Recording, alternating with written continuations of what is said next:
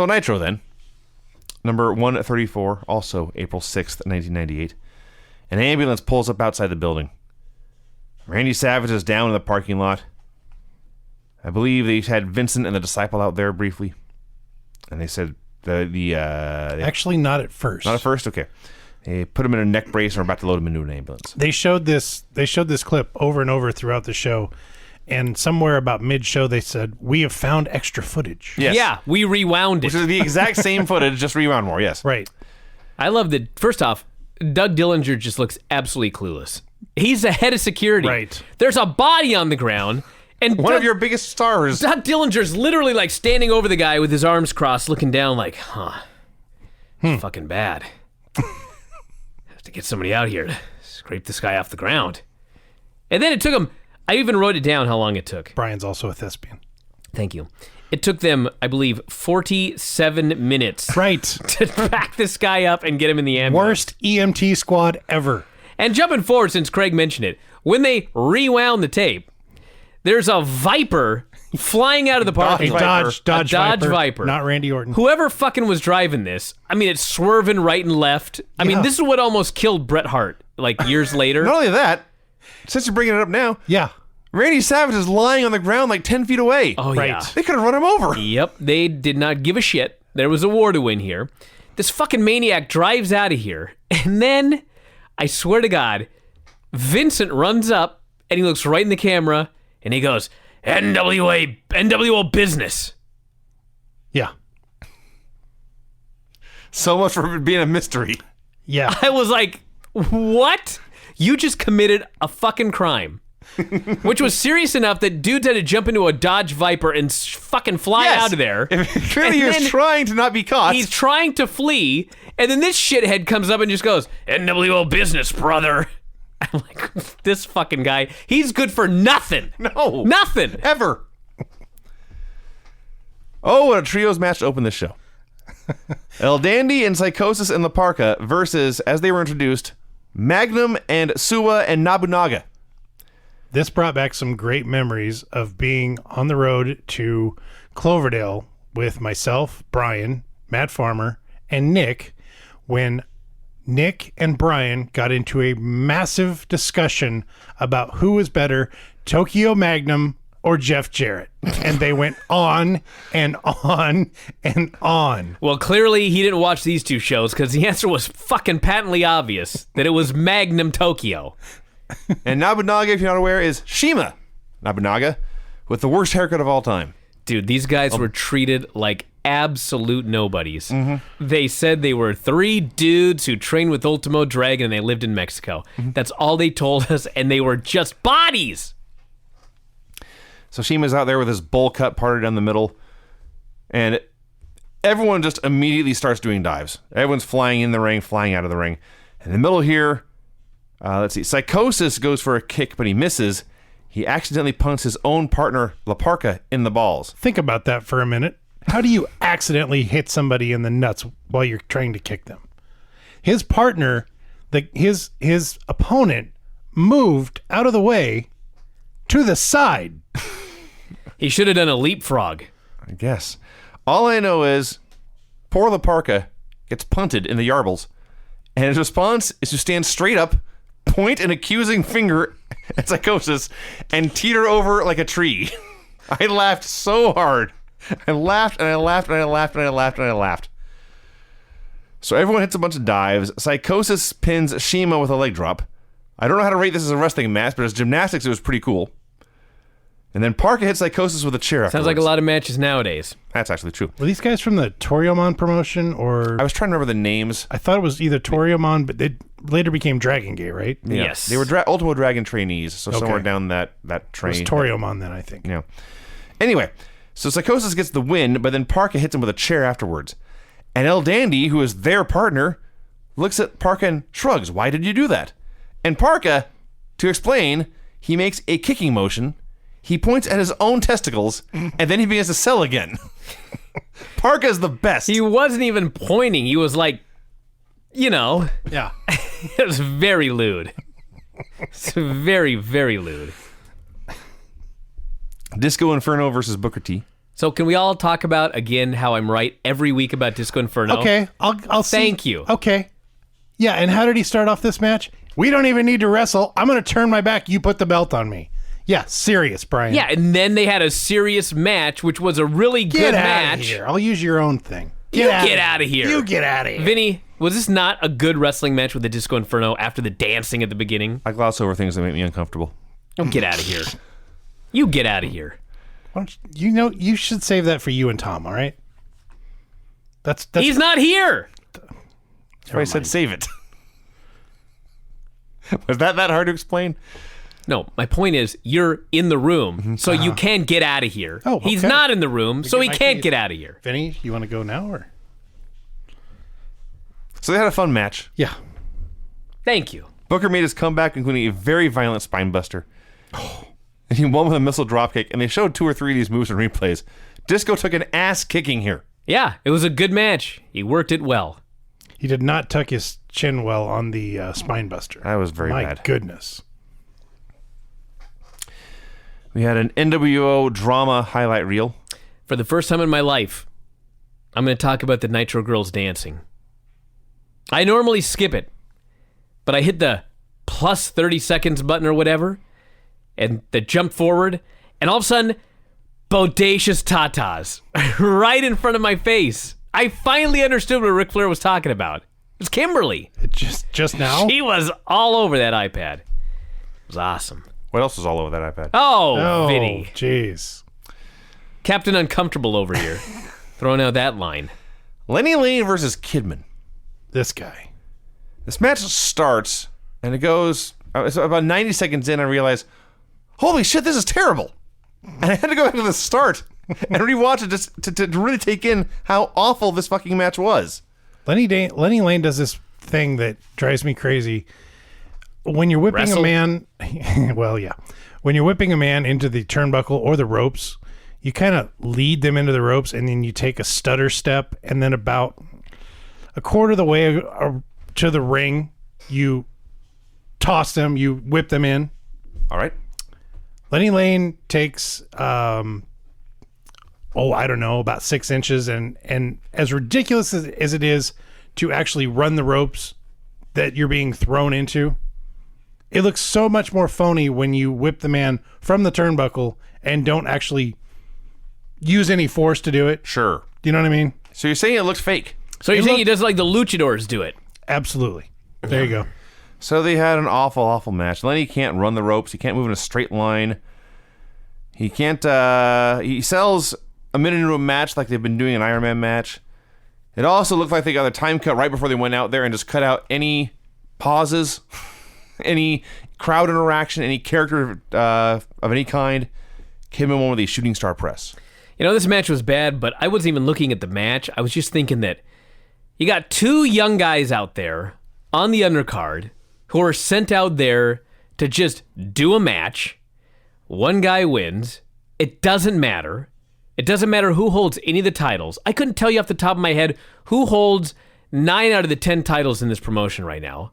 They're all like, I mean, Jericho has a belt, or Eddie, or Chavo, or Jericho. Who the fuck has a belt on this? They changed 9,000 belts on pay-per-view. Anyway, it was exactly like it was in 1995. Exactly. Hulk Hogan's about to come out and do another fucking boring promo. And you know what? I hadn't even realized at that point that they lost the ratings war the next week. But that's all I could think about during this match. Who could watch this show every week? It's the same shit over and over. So Gene plugs the hotline, and he brings out J.J. Dillon to discuss Randy Savage's injuries. I love these interviews.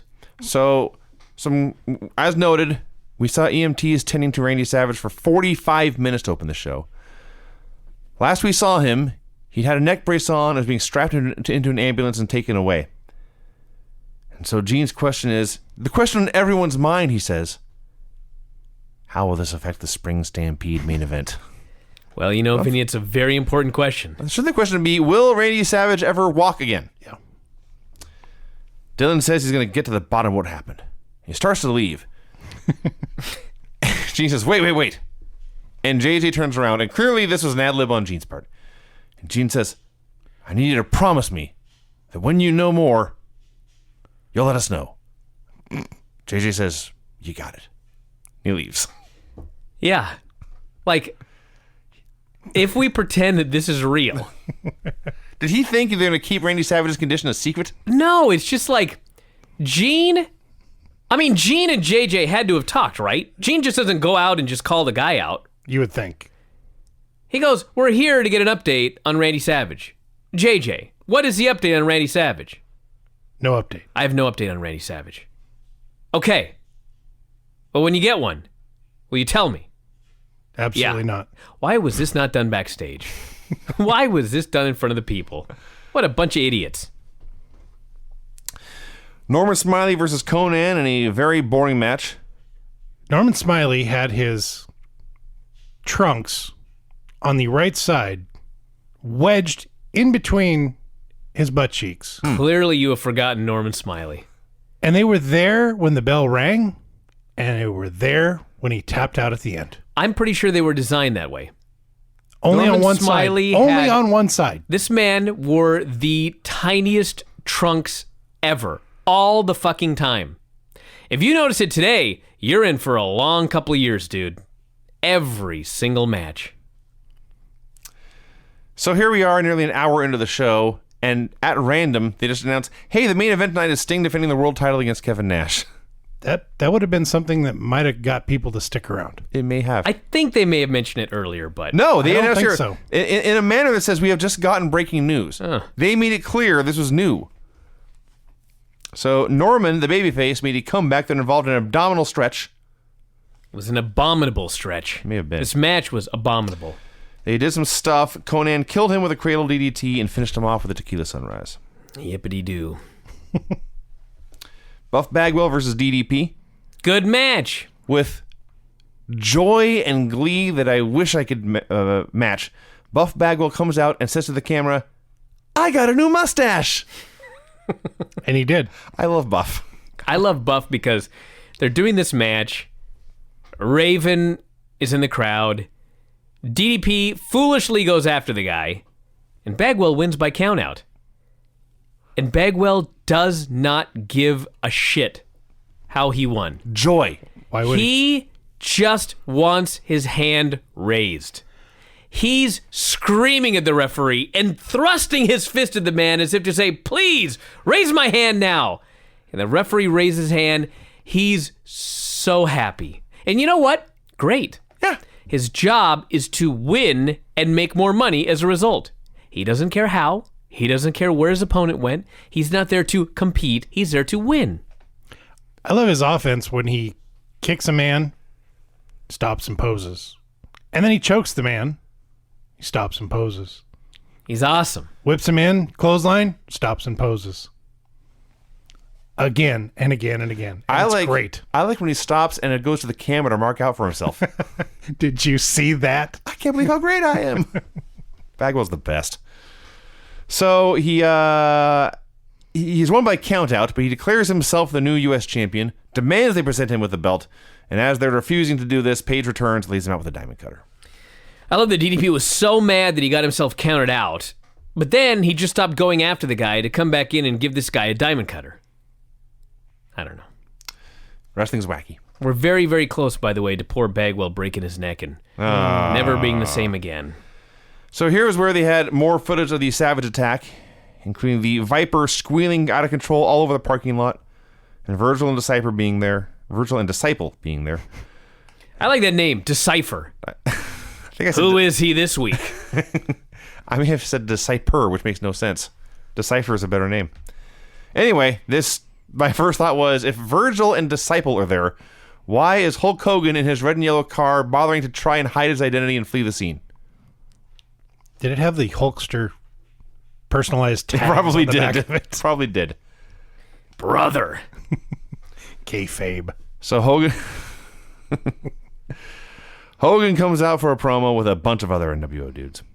Claims he had been late to the show because he was stuck in traffic. So you see, if he was in traffic at the beginning of the show, he could not have run over Randy Savage. That was somebody else. Says he is super tight with Kevin Nash. There is no power struggle in the NWO. Talks about the bat match for a while, and that's it. So goddamn boring. every single week. Hammer versus Goldberg. God, it was great. I so miss Goldberg already. He's Goldberg, my new favorite wrestler. He should be in the Hall of Fame, I've decided. Goldberg in this match did the best clothesline I ever saw. Yeah. Imagine, if you will, let's pretend Goldberg's house is cold and he needs some firewood. And he says, I'm going to go into the forest and I'm going to chop down a tree. Only he forgot his axe. So he says, no problem. I'm going to take out this tree with a clothesline. And he clotheslines the tree as hard as he can, and the tree goes down in the woods. That is how he hit Van Hammer with a clothesline here. He just drilled this man as hard as he could. Oh, God, I laughed. Hammer tried something off the ropes. Goldberg speared him in midair. Sort of. He had a jackhammer for the win. It's another example of, I'm glad the guy was no better. I did not want to see a perfect Goldberg spear as the guy came off the top rope. I liked the guy jumping, and Goldberg was a little late, and so he was desperate, and he lunged harder than ever and fucking split this guy in half. God, I love Goldberg. He's the best. This was win number 69. Nice. So Mike Tenay came up with the idea for the streak, as everybody may or may not be aware. And it was real. And when it was real, the fans would actually get results of house shows so that they could add it up. And they would come to the building with signs for what number he was really at. And it was getting over huge, and fans would show up and they'd have all these signs or signs everywhere with the number. And so these shitheads decide, Yep. Let's fake it. We'll say he got 9 wins this week.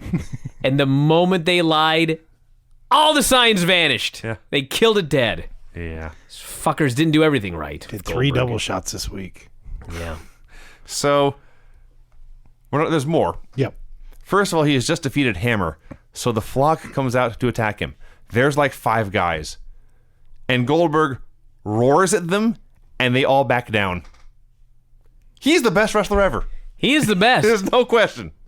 And then for whatever reason, Saturn locked on the rings of Saturn on Hammer. This was one of many times in the show where the announcers had no clue what was going on. They were not smartened up, and they had to guess at storylines as they tried to explain to us, the viewers, who also had no idea what was going on. The more I watch Goldberg, like, honest to God, a year ago, I would never even have considered voting for Goldberg for the Hall of Fame. After this WWE run from Survivor Series through Mania, and especially the Mania match, the promos, everything, I'd vote for this guy now. That's how awesome he is. He's my hero. So they showed replays of all this. Oh, we talked about that, yeah. Saturn put Hammer in the rings of Saturn, and the best guess the announcers had was that this was Saturn punishing Hammer for losing. But we don't know. That's a guess. Oh, Roddy Piper. May I? Please. Have at it. First off, this guy comes out, and he calls Giant a whale-like man who got harpooned and thought it was acupuncture. And he's his friend. Yes. Now I realize what an asshole I've been all these years. I heard him say that, and I thought, what a fucker. Like, what a promo he's cutting. And I realized they're partners. It's like a record scratch moment. Yeah, it's like, he's his friend. Yes. Then this fucking guy, I don't even know what this had to do with anything. Like, every Roddy Piper promo. Everybody, I am just telling you, I'm going to make Vinny say it. So, I'm going to pass the heat to you. it's been a few weeks now that he's been insisting Hogan and Nash were former lovers. Here, for a match with Hogan, well, it's Hogan and Nash, but he says, years ago, I fought a transvestite named Goldust. I didn't write down exactly what he said, but what he said was, He basically said, I hit him with a baseball bat. I beat the shit out of him, and I made a man out of him. I beat the transvestite with a baseball bat and made a man out of him. That's what he said. Yes. Bragging. What? Oh my God. I told you guys. Yeah. I told you. Yeah. I tried to, anyway. Yeah, this is awful. So he promises he's going to leave Hollywood Hogan. It's an obsession with this guy. It's an obsession, Vinny. Mm-hmm. It's been promo after promo after promo. No, you're right. You're right. There's a pattern here. He promises to leave Hollywood Hogan auditioning for RuPaul. What does that even mean? I don't know. Fuck, it's Piper. I never know what he's talking about. The one line I understand. I was like, oh my God. It's going to go on RuPaul's drag show. I would watch that. Actually, for the yeah. record, if Hogan needs money, please, RuPaul's drag show, get Hulk Hogan as a contestant. I will watch every week. Hey, you know who was great? Eddie Guerrero. Eddie fucking Guerrero. Every week. Eddie and Chavo come out for a promo. Eddie says, man, Grandma called me last night.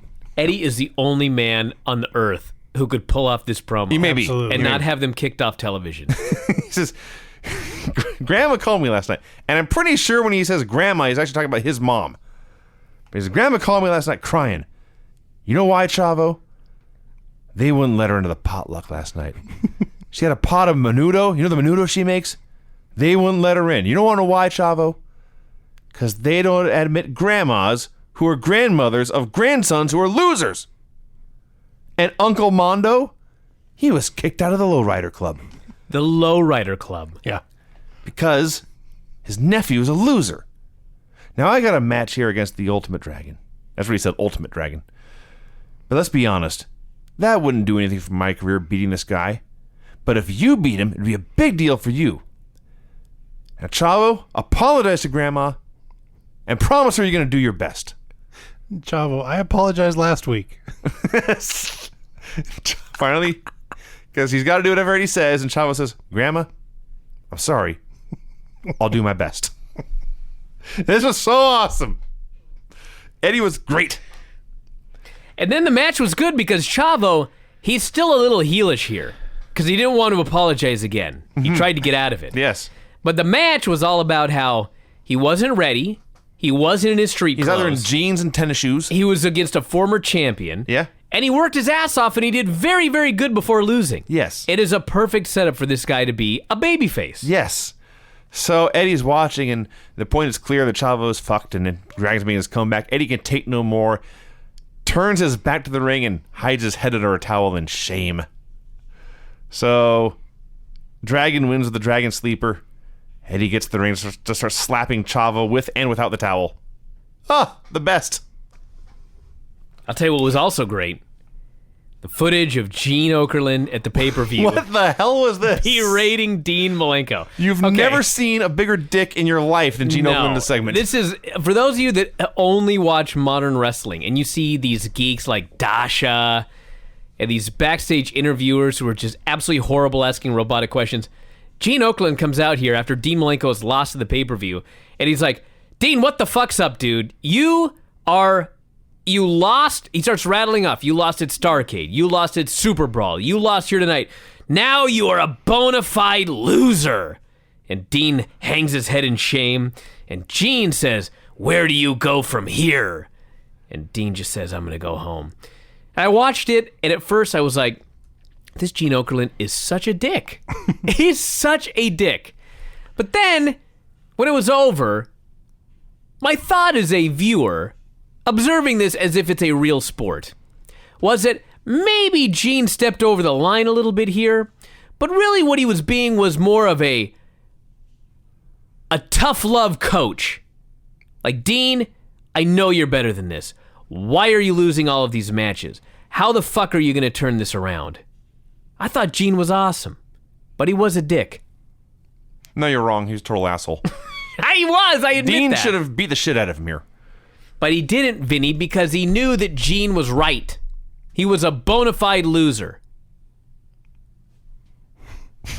Anyway, Barry Darsow versus Lex Luger. He went home. He went home. Because Gene was mean to him. Gene bullied him. Gene bullied Dean Malenko. He did. Did you watch the segment? Didn't bully the guy. He verbally bullied him. Dean Malenko. At his lowest point. Yeah, he bullied him because he's a bona fide loser. If he'd been a winner, this wouldn't be bullying.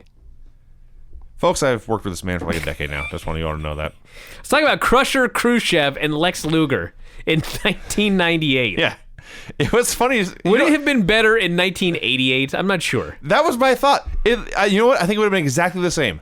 They had a 1988 match in 1998. They did hammerlocks. They did stomps. They did clubbing forearms. Not only that, but Barry Darsow was trash talking Luger by saying, I'm going to break your arm, you stinking bum. Yeah, he was... oh, gosh, what's the trainer in Rocky? Oh, Mick. Mick. He was Mick from Rocky.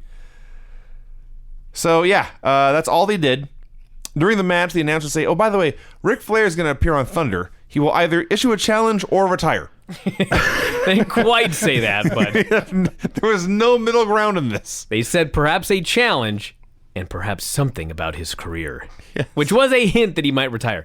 So for those of you that don't know what the fuck's going on, and if you watch the TV show, you would have no idea what the fuck's going on. Ric Flair had a great match with Bret Hart. He fucking disappeared. He wasn't seen again until September because he was supposed to be back on Thunder, but it was a last-minute call, and he'd already booked plans to go watch Reed in his amateur wrestling meet. Oh, no. Now, keep in mind how many times we've seen the NWO, and, like, Nash isn't there, Hall's, like, nowhere to be seen, dudes miss the show all the time. Ric Flair misses a show that they schedule at the last minute, and Bischoff files a lawsuit against the guy. And that's where he was until September when he made his big return. Man, going to watch your kid wrestle did not work out for Ole. That's right. True. Flair, of all people, should have He known that. should have known that. Damn it. Bischoff should have brought that up. So Lex won with a torture rack here against Smash in 1998. Kurt Hennig and Brian Adams versus Davey Boy Smith and Jim Neidhart. Oh, boy. Vinny's shaking his head. Just, This comeback by the Anvil. you also noted it was the coldest hot tag of all time. That isn't even it, dude. And then it got worse as he went on. Listen to me. This was the worst hot tag Thank you. in the history of wrestling. Thank you. I swear to God, the Anvil makes a hot tag. The guy's been on the apron who even knows how long. Now, first off, if this were real, he would have had a lot of time to figure out what he's going to do when he gets the tag. It's fake.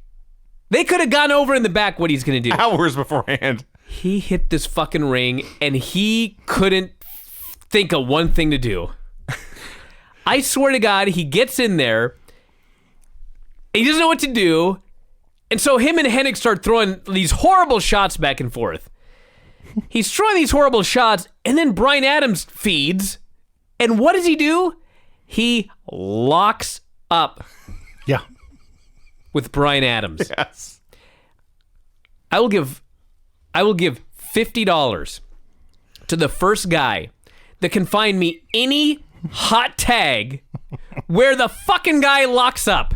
$50 I will give you if you can find me in the history of wrestling another hot tag where the dude makes a hot tag, he's a house of fire, and he locks up.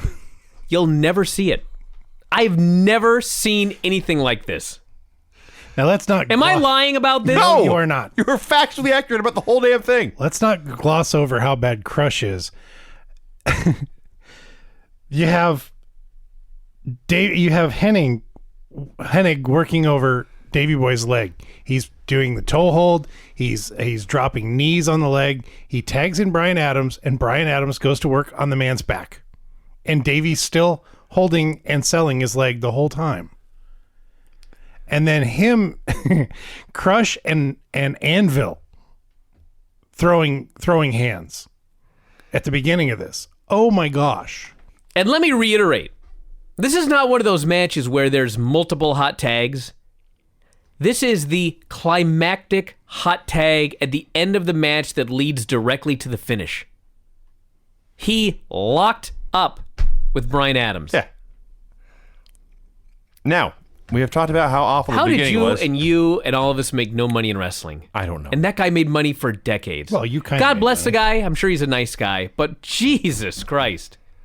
We have talked about how terrible the beginning was. We've talked about how historically never seen before bad the ending was. Let's not ignore how bad the middle was as well. They go to commercial in the middle of this match, and when they come back for commercial, Crush has Davey Boy in a bear hug, and the fans are all chanting boring. This is what greets you when you get back from commercial on this. Hennig wins with a perfect plex. They keep beating down the Canadian and the Englishman.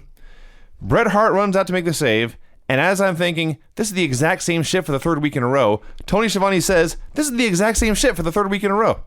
Not a quote, but what he said. I had to watch this in two parts, and this is one of the parts that I came back to. So I watched this match after I'd walked away from it for a few hours. And I watched the match, and I got all the way through the match. Bret Hart came out. I was like, oh, crap. I watched last week's. Because it was exactly the same. Yeah. No, you did not The watch show last is week's. so bad. So, let's see. Chris Jericho comes out for a promo, dedicates the episode to Dean Malenko, begs Dean to come back, and he runs down Prince Iaukea and Juventud Guerrera. Juventud Guerrero does this match, and for the entire match, the announcers are trying so hard to talk about how Juvi lost his mask, but he turned this negative into a positive. He has turned his career around as a result of losing this mask. If only other people could turn negatives into positives the way that Juventud Guerrera has. Fucking guy does the match. He gets put into submission. He can't get out. His buddy comes and throws in the towel. And they keep pushing that at least he didn't quit. He never surrendered. It's like, this is the worst push. Push. This is his push. Yes, losing After every week. losing his mask. Yeah. Turn things around. God bless Tony Schiavone. He was trying so hard. But we can fucking see with our own two eyes, he's as big a jobber as ever. Worse! Scott Steiner versus Sick Boy. This match was announced, and I thought to myself, what in the hell is this? And I can only imagine Scott Steiner thought the exact same thing, because he hit this ring, he took this fucker down, and just started walloping him. Scott came out with new tights that said Big Papa Pump. And Virgil was carrying a trophy of some kind, and nobody knew. No, again, the announcers have no idea what's They had happening. no idea what the trophy was for. They They speculated. presumed, They speculated it might have been a bodybuilding trophy. good presumption there, So but we don't know. No. I'm pretty sure, if I remember right, this is Sick Boy's third match on Nitro, and the second time he has fucked up a springboard. Yeah. Oh my God. epic This, degree. this springboard Badly. drop kick, wow. Steiner knew it sucked and said, fuck this, and he finished him off with a Steiner recliner.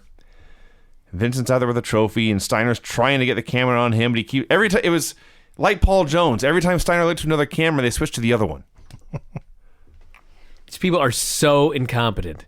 And you know what? I probably was burying the show in 1998, and people were probably so angry that we were so hard on this show. So negative. Just enjoy it. Sting versus Kevin Nash. First, Nash got a promo. Says Hogan was out there earlier talking for 45 minutes. I have a completely different view, he says. Noted the Viper had been red and yellow. Those are Hulk Hogan's colors. He said he was wearing a Randy Savage t-shirt in support of Randy Savage, but he also noted that when I wear your shirt, you get fired. He says this, the smartest guy in the business, makes this insider comment, and then he proudly looks around for the reaction. It's dead silence. Like, you're just an idiot. So he says he's not going to hand the belt over to Hogan. The only place the belt is going is around his sexy waist. He's going to get a bat at the pay-per-view and beat the hell out of all three of them. So out comes Sting. But first, there's Michael Buffer. Sting, you see, the World Heavyweight Champion, had weighed in at 259.5 pounds. Wow. Put on some weight. And this man, as Buffer says, he is the man whose allegiance is aligned with no specific affiliation. That doesn't even make sense. I didn't write down what he said, but before he even does the introductions, he goes, tonight, it is the latest in the war between the NWO and the WC. He said something wacky like that. I was like, there's no way he doesn't write this. Oh, of course not. He has to. Absolutely. Well, he used the same line about Sting. This man walks to the beat of his own drum. Yeah, that was in there too. So they do this match. Now I'm going to assume neither of you watched the college basketball championship game last night. Watched a little bit of it, yeah. Yeah, me too. It was Liar. a horrible basketball game. Yeah. Both teams sucked and the refs sucked.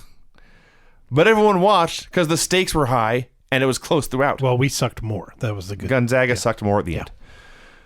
In this match, it sucked. It really, really sucked. But the stakes were high and it was close, so people were into it. Because unlike, for example, Norman Smiley, at least this was important. So at least it had a good heat. It was mostly Conan interfering and Nash doing neck cranks. In the end, Sting's making his comeback. I've never seen so many variations of a neck crank in a nerve hold. We've underestimated Nash's repertoire here. I looked at the thing and it was like, there's like 15 minutes left with Kevin Nash. Yep. Like, how's that possible? Especially on this show. Well, it's possible because I saw 9,000 chin locks, rear chin locks, nerve pinches, nerve holds, and on and on. The man of 1,000 neck holds. He is. He's the man of 1,000 neck holds. Probably Granny's favorite wrestler. So Sting makes his comeback. Conan hits the ring for the express purpose of getting Stinger splashed. He steps to the ropes. The announcer's like, what's going on? And Conan just runs to the corner and Sting crashes and hits him. And No, not he hit even Nash into him. Yeah. not even in front of him. He stepped behind Nash. Yes. Yeah, what was your plan, dude? He They were wasn't trying to say he was trying to take the bullet, but Nash was in front of him. he wasn't trying to take the bullet. He was trying to dodge the bullet, but got hit. anyway. Yes. I guess a theory is that when you do a Stinger splash, the pain is not the man hitting you, but the weight shoving you into that small buckle. I see. So maybe he it was does cushioning make the sense. blow for Nash. Yes. All right. Yes. That makes as much yes. sense as anything I can think of. Well, Nash's always complaining about his back, so yeah. all right. Well, speaking of, Nash All goes... that carrying of Sting that he did in this match. I see. I'm sure. Nash teased a power bomb, but his back gave out and he let go. And then Hulk Hogan runs in and just starts punching Sting for the DQ. Remember earlier you were talking about somebody sneaking into the ring? yeah, Hulk Mark Henry. Hogan snuck into the ring, right in front of Nash, and Nash didn't see him. right in front of him. Nash was taking his shoulder straps down, and he turns around, and Hogan's beating on Sting for the DQ. And he's baffled. Where did this 320-pound goblin come from? Nash was looking at 12 o'clock. Hogan snuck in at 9 o'clock Yeah. on a clock, Yes. and he didn't see him. There was a point when pre-NWO, but it was Dark Side Hulk Hogan. He's dressed all in black and feuding with a giant. And I forget what the setup was, but Hulk Hogan comes through the crowd. He's wearing black boots, black spandex pants, black spandex sleeveless shirt, black sunglasses, black do-rag, or not sunglasses, but a black do-rag. He has the Hulk Hogan mustache. His golden 24-inch pythons are out there. He's wearing a Zorro mask to hide his identity. It didn't work. They'll never know. That was many years ago. Remember the Hulk machine back in the old WWF? Yes. No, the machines. That was great. I watched one. It was like JYD machine and the Killer Bee machines. And the giant machine. They tried to do mass confusion. Yeah. But the referee looked at Junkyard Dog and said, "You're not Brian Blair." But he loves that story. I do love that story. And it is a good story. Have I told that before? Yeah. Once or twice? About 16 times. What about King Kong Wikipedia? Have I told that story before? Yeah, Better you every have. time. Okay. It's been longer since you've told that one. So anyway. So Hogan and Nash are bickering. Nash says, "I had that match won." Hogan says, "I'm just trying to help." And the camera is like looking almost over Nash's shoulder at Hogan. So Hogan's face is almost straight to the camera, but Nash is obscuring the other part of the screen. So we don't see Sting get to his feet. We don't see Sting approach them. And we don't see Sting until his fist comes out of nowhere and strikes Hulk Hogan in the jaw. That was awesome. That was the best part of this whole show. So Sting fights back. Eventually he gets overwhelmed and Piper and Giant make the save. And that's how the show ended. The show's off the rails, dude. This show is off the rails. I honestly didn't know until I started looking up this show that next week is the week. But my God, after watching this show, it's abundantly obvious why. This show is terrible. And you know what? It only gets worse. It does. And it gets a lot worse. I guess so. So Nitro. Number 135. Also, of course, April 13th, 1998.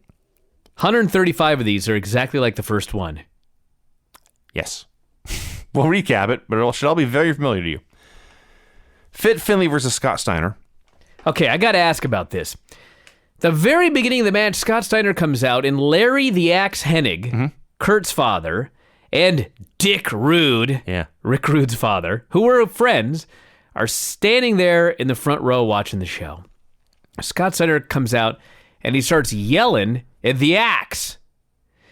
And I'm thinking, the Axe's son is in the NWO, Scott. You're in the NWO. Yes. Like, what the fuck's going on here? So then one of the announcers says something like, "Well, I'm sure that the Axe is appalled at his son's behavior." And I'm thinking, okay, well, they're in Minneapolis or whatever. And so I'm sure Larry's supposed to be like the elderly babyface legend, and his son's a prick. I had that in my mind for the whole fucking show until the end when Kurt Hennig comes out, hugs his dad. They're on the same page, and Kurt's a heel and his dad's a heel. What the fuck was Scott doing here?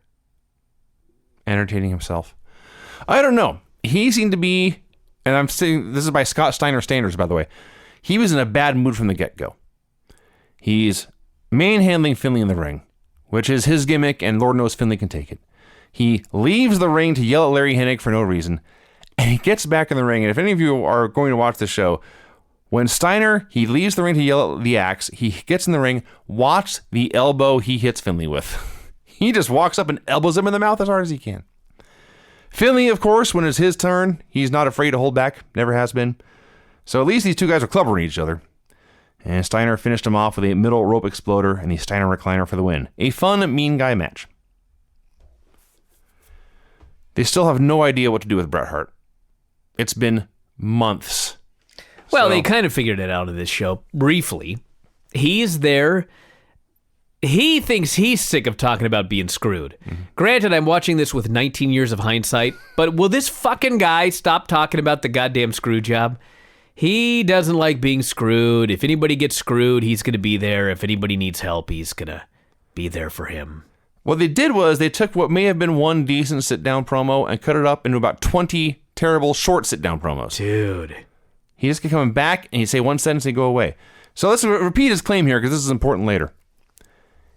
If any promoter tries to screw over a wrestler, Bret's going to intervene. He will not let anyone get screwed over by promoters. Remember that. Lenny Lane versus Ultimo Dragon. I never realized how great Ultimo Dragon was until he had a good match with Lenny Lane. Saying quite a bit. Lenny Lane was horrible, and they had a good match. And Lenny was on offense for most of it. Yeah. Ultimo Dragon gave him this match. Apparently, he worked a lot in Minnesota. He got a good reaction. So they gave him a lot here in this match before Dragon put him out with a sleeper. And even there on the finish, Lenny accidentally escaped the Dragon sleeper. So Dragon had to kick him in the back and put it back on. The other thing of note here is they're talking about Bret's hockey team, the Calgary Hitmen. Well, what was weird, actually, about the Dragon Sleeper was Dragon slipped behind, but I guess he's got a good arm to do the fucking sleeper. And so he slipped behind and grabbed him with the wrong arm. I see. And then kicked him and switched arms. I didn't notice that detail. I did not know that it was so important to use your good arm to do a Dragon Sleeper. Or a stunner. I guess. That's a lesson learned here in 1998. We've learned a lot here, yeah. They just plugged the Calgary Hitmen and their Western Hockey League playoff series against the, not making this up, and they're still around, Brandon Wheat Kings. The Kings of Wheat getting their plug here on Nitro. Just makes me laugh. We had more of Bret talking. All he wanted was a fair shot at the world title, whether he won or lost. They go to the announcers who flap their gums for like 5 minutes. Just talking. They throw it to Mean Gene, who's interviewing Roddy Piper. First, Roddy Piper, again, says Hogan and Nash are gay. And then he books them in a match against each other tonight. Didn't he? Yes. Okay, he booked them in a match against each other tonight. And then he says, after that, I'm going to fight Hogan myself. Timeout. Yes, he's a coward. Not just a coward who wants to fight a man who's already been through a fight. He's a crooked promoter. He's screwing Hulk Hogan here. So Bret Hart should Where is Bret Hart to punch Piper in the mouth? Yeah, I guess so. Maybe he was going to, but Hogan beat him to the punch. Because Hogan shows up and wipes him out. Hogan and Disciple lay him out. Disciple manages to hit a stunner in the hallway without breaking his hip, which actually, which is an achievement. It was so bad. Well, hey, I would much rather have him do a bad stunner than a stunner where he breaks something. So they go to commercial, come back, and Gene brings Giant out for a promo. You know what's so funny about that, by the way? That was a pre-taped segment, like from a week earlier. So we as viewers were supposed to believe that was backstage on this show. But later in the show, one of the announcers, I think it was Bischoff actually, commented that if you want to see Hogan, he's in LA right now on Jay Leno. Can they get anything fucking straight? Well, he did say tonight on the Leno show is where he put it. So theoretically, Hogan could have watched Disciple do a stunner in this hallway, stampede out the door, get in a private jet, and fly to Los Angeles with a time change. I guess. Except Leno's pre-taped. Oh, you're right. Yeah, they were full of shit. I tried. Giant comes out for a promo. Giant promises that Piper's going to be ready for Spring Stampede. Runs down Hogan, runs down Nash, all the NWO. Says in this bat match, you're supposed to climb up and grab this bat, but I'm so big, I'm so athletic, I'll just jump up and grab it. He cuts a really good promo about wiping out Hogan and especially going to take out Kevin Nash. This is a very, very good promo. And again, I'm just saying, this guy at this point had been a pro wrestler for like 3 years. He was very, very talented. He was very good. You know, Charlotte's only been a wrestler for 3 years. She as a wrestler was better than Giant was here. Although Giant was a better promo. Johnny Grunge versus Chavo Guerrero Jr. When I saw Johnny Grunge come out for a singles match, I battened down the hatches. I was prepared for all kinds of horror. They decided that Public Enemy needed to do 2 singles matches tonight. Yeah. Well, They didn't have enough people on their roster. One, they had an idea for Rocco rocking the table later, or I guess it could be either guy. But so that left Grunge with nothing to do, so they said, have him wrestle Chavo. Doing this match, Chavo knows what he's doing. Grunge totally held his own. Yeah, it was all right. Yeah, it sure was. That was much better than I thought it would be. Chavo tries a sunset flip. You realize that like a lot of those ECW guys in the early 90s, I mean, they were given gimmicks and outfits where it looked like they had just been pulled out of the crowd Yeah. and were backyarders. Yeah. They'd been places. They'd been wrestlers and they'd been trained. I see your point. But I've seen a lot of Johnny Grunge matches. Well, yeah, because they always wanted him to do the Public Enemy bullshit. Now he was wrestling Chavo and he just had to wrestle. It was all right. It was certainly all right. Chavo tried a sunset flip. Grunge sat down, hooked the legs, got the win. This had to be the biggest singles win of his career. He beat a name guy on Nitro. Not a star, not a top star at least, but he got a win on Nitro. Bret Hart's back. Here's everything he said. Nash is scum and Hogan's worse. Nothing can make me happier than to see those two snakes kill each other off. Fade to black. Again, did this need to be 18 different promos? So Nash comes out for a promo. Says Hogan has fled the building in fear. So he can't wrestle Hogan. Piper's already laid out. Can't wrestle Piper. Nobody knows where the Macho Man is. The hospital? A medical clinic somewhere? He was nearly run over last week. A medical facility. Yeah.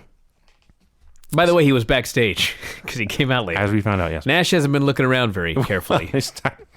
He may have literally, from where he was sitting, looked around, not seen him, figured he's not here. Nash got his revenge for Piper's gay joke. Had to tell one of his own. Yeah. Fucked it up. I'm not gay, you're gay. Probably thought it was so clever. Yes, I did. Nash is a hideous promo. I didn't even write it down. Something about George Michael. We call George Michaels. Said he might be champion right now if not for Hogan's interference last week. At this point, Sting came running out, and I do mean running out. I don't know what got into Sting. He had more fire here than we may have seen since he put on the crow makeup. He was on fire. Probably saw the way he was booked later and figured I better fire By the up way, he's been booked since Starrcade. It goes down as people look back and say, well, Sting was a failure as champion, and Hogan was still a star.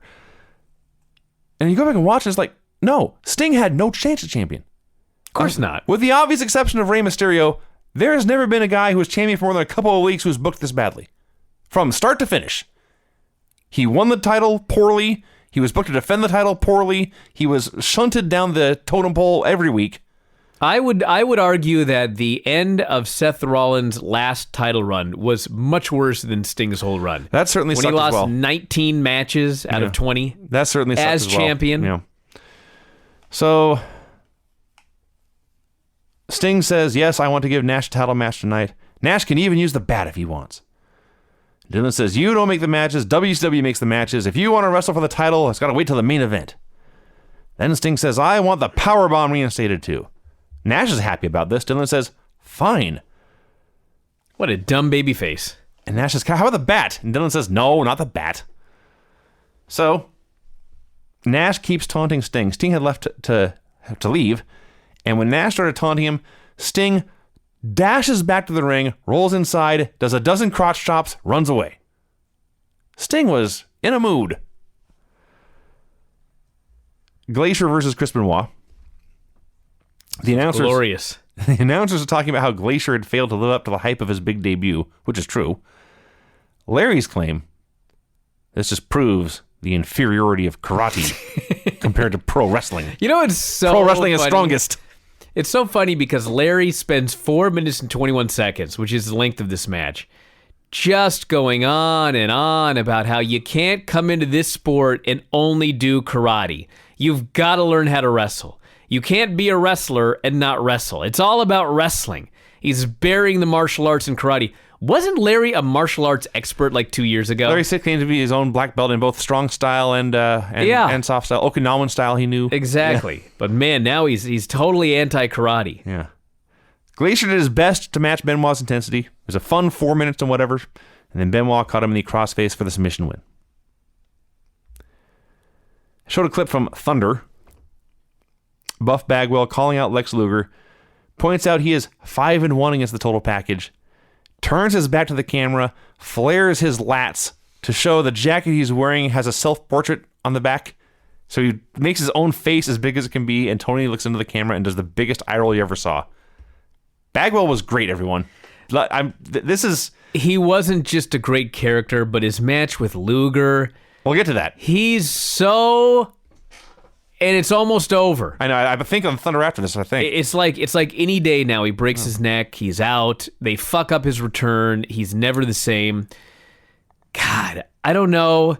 Bagwell's had a lot of personal issues, and I don't know if it's a result of the broken neck and the pain or whatever. But man, this is like a major big-time tragedy that did not involve death in this business. And it almost did. With Buff Bagwell. Yeah, for my cause, after going back and watching the Monday Night War start to finish, Buff Bagwell is most famously remembered for having one terrible match with Booker T in Tacoma. And that's not fair. I'm going to champion Buff Bagwell as a fun, entertaining pro wrestler for like a decade, by the way, because he's a great babyface tag team guy for years before the NWO. Buff Bagwell was awesome, and I will not have that argued. So later on Thunder, Luger and Scott Steiner got into a brawl, which gave Rick Steiner a chance to come out and hit Eric Bischoff with a suplex on the floor.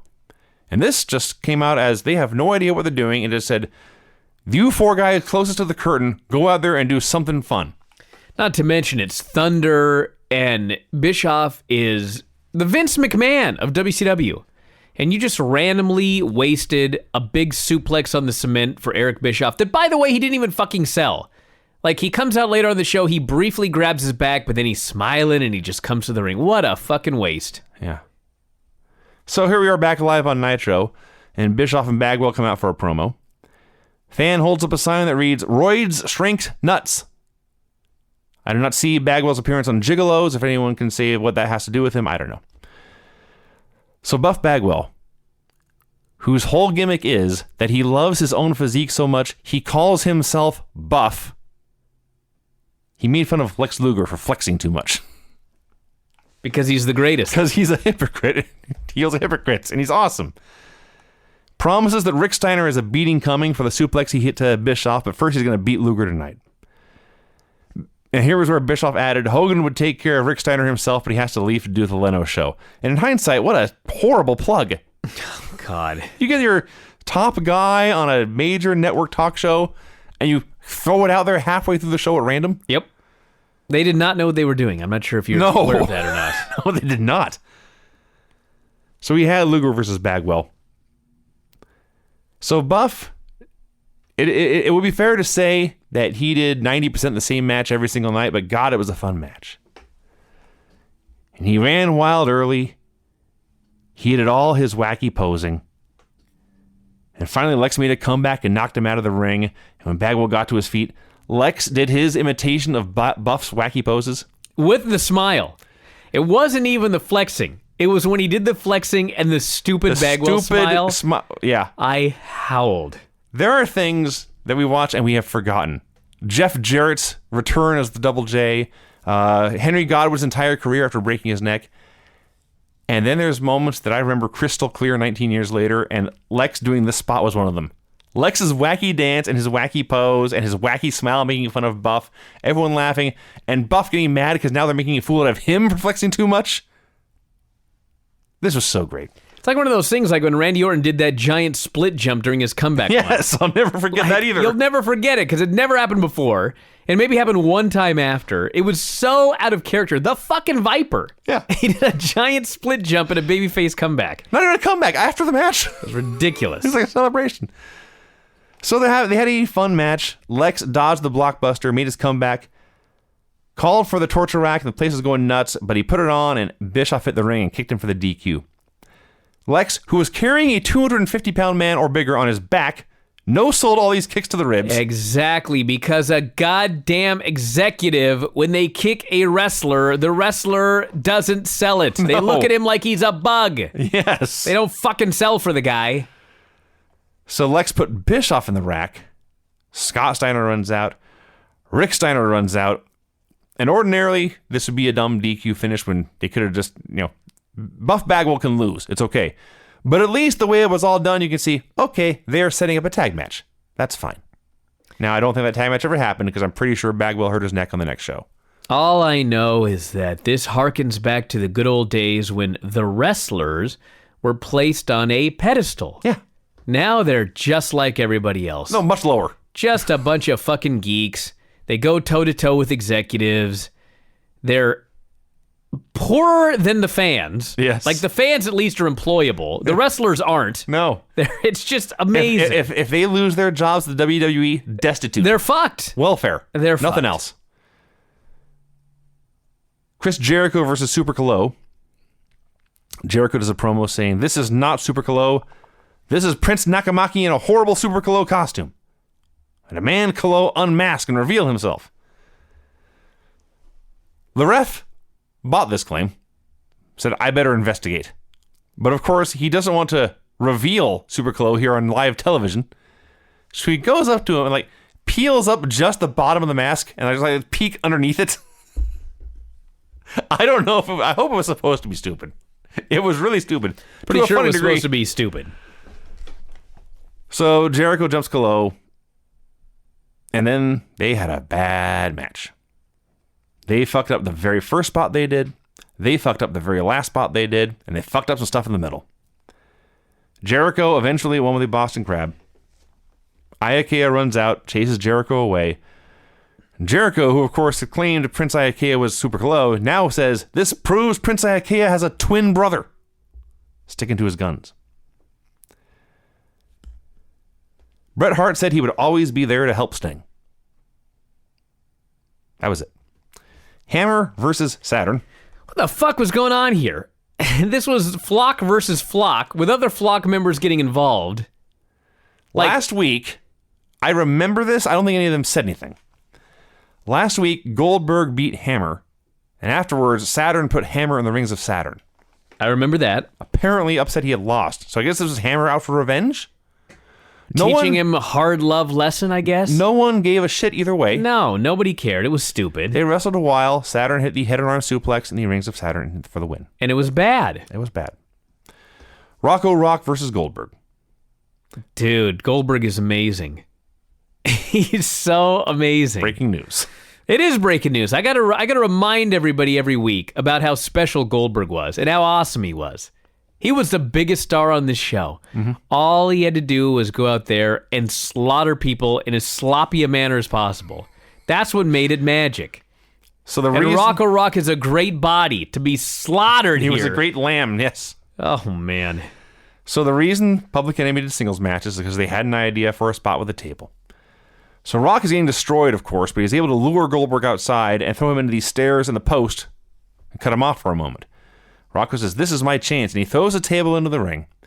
He sets the table up in the corner, but as quick as he does that, Goldberg's back on his feet. So Rocco turns around, Goldberg spears him through the table, and then hits a jackhammer and wins. And everyone loves him. So Goldberg then calls out Saturn, who is coming down the aisle ready to fight. Raven runs out, moving as fast as I've ever seen him run. Oh my God. This! Some fucking fan wipes him out. And I mean, this fan wiped him out. Mm-hmm. Flew in from behind, fucking took him down. And the weirdest thing was, they left the camera on it for a while. They cut to it. Security jumps in. The announcer's like, Wow. Because I'm sure the announcers had no fucking idea what was going on. They probably thought it was part of the show. So they're commenting on it. They're handcuffing this guy. Raven rips his shirt off. He's ready to kick this guy's ass. And then they never brought it up again. Now, do we know for sure it was a fan 20 years later? Because I'm virtually positive. it certainly looked like a fan. The only reason I ask is because it was a big dude with a long black ponytail, and at some point in the near future, Raven does start teaming up or doing stuff with Canyon. So I don't know if maybe it was him. I don't know. I don't remember. It's WCW. But they sure, if this was a storyline, they sure did a hell of a job with it because I bought it. That's true. So yeah, Raven doesn't want Saturn to fight yet. So Kidman and Sick Boy tried to fight Goldberg. They tried. It did not go well for them. And the best part of all of this, Bobby Heenan, he goes out there and does his job every week, but it's just a job. Bobby Heenan loves himself some Goldberg. He should. Bobby Heenan has been around wrestling a long, long time, all over the place, and he knows that you do not find Goldbergs on street corners all the time. No, he flat out said, this is the man of the millennium. In 2000, all people will be talking about is Bill Goldberg. And he was right. He was right. I mean, he's hardly a prophet. It was fucking patently obvious. It was not. He was not alone in this prediction. I mean, the only one who couldn't figure this out. I mean, you could maybe say this place is so fucked up that they're going to screw up Goldberg. But I mean, if you had any faith whatsoever in these people, Goldberg was the next big thing. It was so obvious. Yeah. It's not like today where you look at the WWE roster today, and there is no Goldberg. There's no person that you look at and you go, that guy is the next big thing. If they just went all the way with this guy, he's the one that everybody reacts to more than anybody else on the show. No matter what he does or who he's with, they go nuts for the guy. There is no Goldberg on the roster today. Well, no, but there's almost never a Goldberg on any roster in history. That's true. He's very special. That's true. But even watching Raw, you could see that The Rock, and you could see Steve Austin. Yeah. And The Rock hadn't broken out yet. And you could see Goldberg here. You don't see nobody like that today. No, I guess not. Now, in the weird timing department, we've already seen Goldberg squash 3 men, really. Then they did a Goldberg video package. Yeah. It's paled in comparison. I presume that this was supposed to air before. I guess. But they fucked it up. Yeah. And it wasn't terrible, but WCW video packages were never that good. And this paled in comparison to what I had just seen Goldberg do. Had clips of dorks at a Nitro party, although I will say at least these dorks had some girls there. Yuji Nagata versus Kurt Hennig. All right, this show was in Minneapolis. There's no way that these fucking people thought there was any chance that Kurt Hennig was going to be booed in Minneapolis in a match with his father, the legendary Larry the Axe Hennig, in the front row facing Yuji Nagata.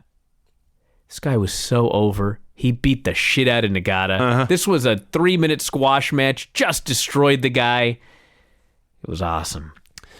The best part is they drag him over to the father's, and Axe stands up and he pulls off his sweater. He's got a Hennig Rules shirt on. Yeah, Ole Anderson made that for him. Probably did. Hennig won with the fisherman suplex. And then Rude handcuffs Nagata to the ropes, and then Jim Neidhart runs out to chase them away. Dude. Jim fucking Neidhart. We're going to see Kurt Hennig versus Jim Neidhart. I guess. That sounds just appalling. I mean, any match with Jim Neidhart sounds appalling. This is the problem. But the idea you've got Blanking Kurt Jim Neidhart Hennig is a on bad this recipe. show, who, when he's in a good mood, is awesome. You're going to put him in there with Jim Neidhart. Laparca versus Booker T. Heenan asks Shivani, have you ever worn a mask? And then before Tony can answer, he clarifies, in public. That was funny. Had a pretty good brawl. People were not much into it. And Booker won with the usual sequence: scissors kick, flapjack, spinneroonie, sidekick, missile dropkick, pin. Parker goes to attack Booker with a chair afterwards, but Benoit runs out, puts a stop to that. Booker saw this, offers a handshake, but Benoit shoves him. They shove him back and forth. And that's how it ends. Raven DDP video package. And then we had Rage versus Page. Robbie Rage of High Voltage and Diamond Dallas Page. You know what I do love about Diamond Dallas Page is there are certain things that you see in wrestling. It's like nobody today wrestles like Chris Benoit. Nobody today wrestles like Eddie Guerrero. I mean, there are things that it was so before its time Diamond Dallas Page set up for the Diamond Cutter is so primitive. Like, Randy Orton has brought it to such a level that the charm of throw the guy to the buckle, hit it on the way out. It's like people go nuts for that back then.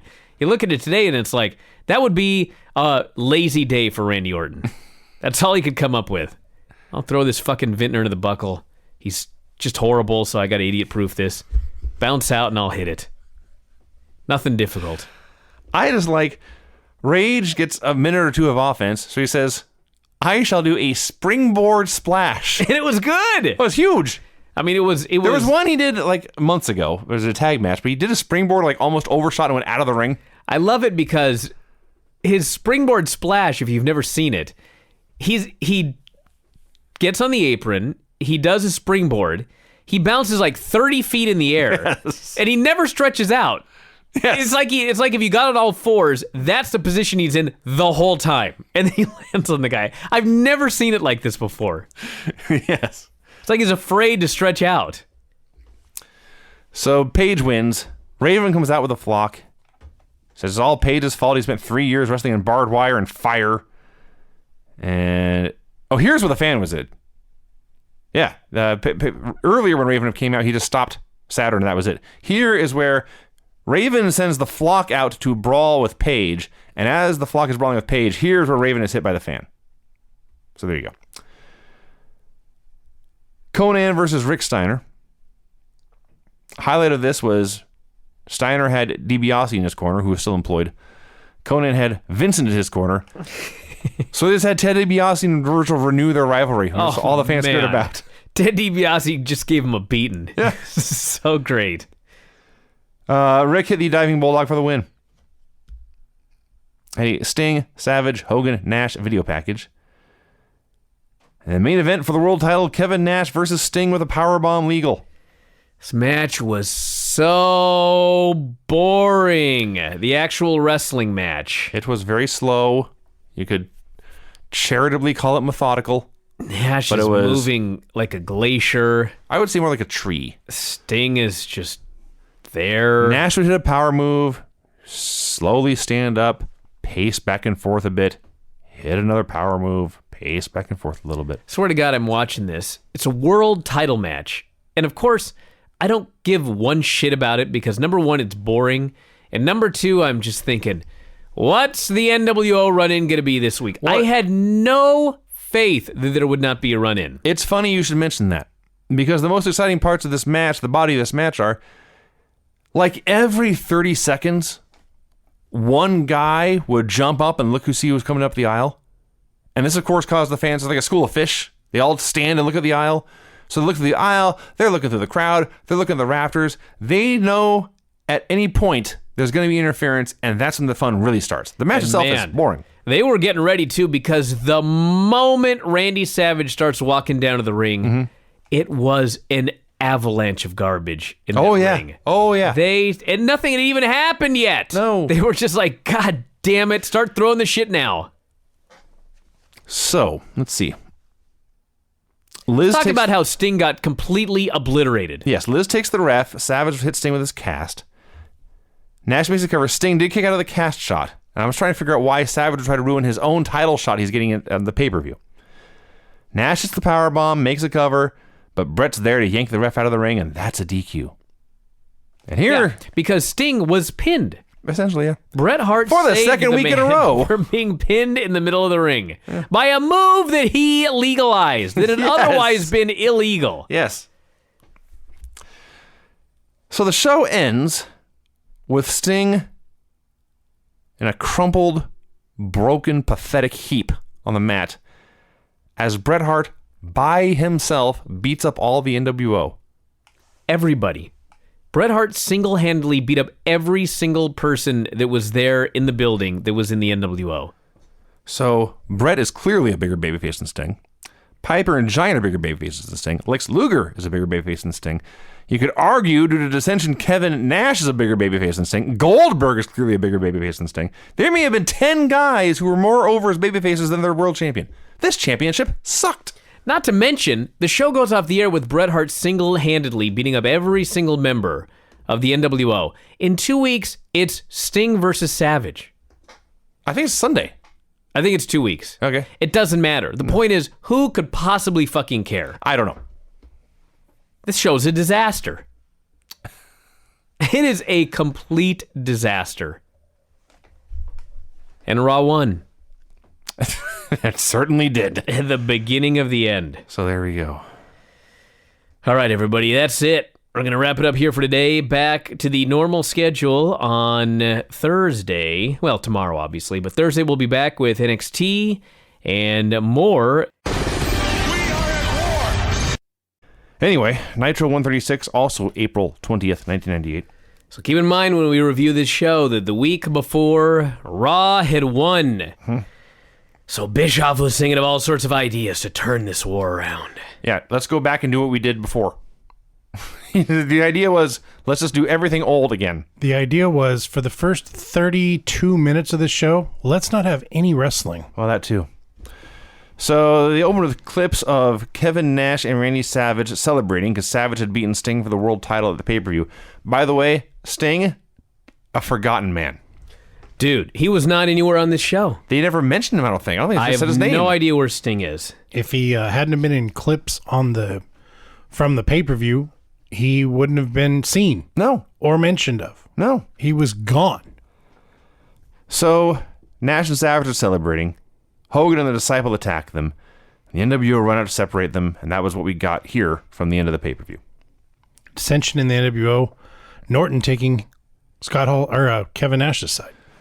It was taking the side of peace, taking the side of unity. Fair enough. Hogan and Bischoff come out for a promo. Hogan says, I am still leader of the NWO. I challenge Randy Savage to a title match.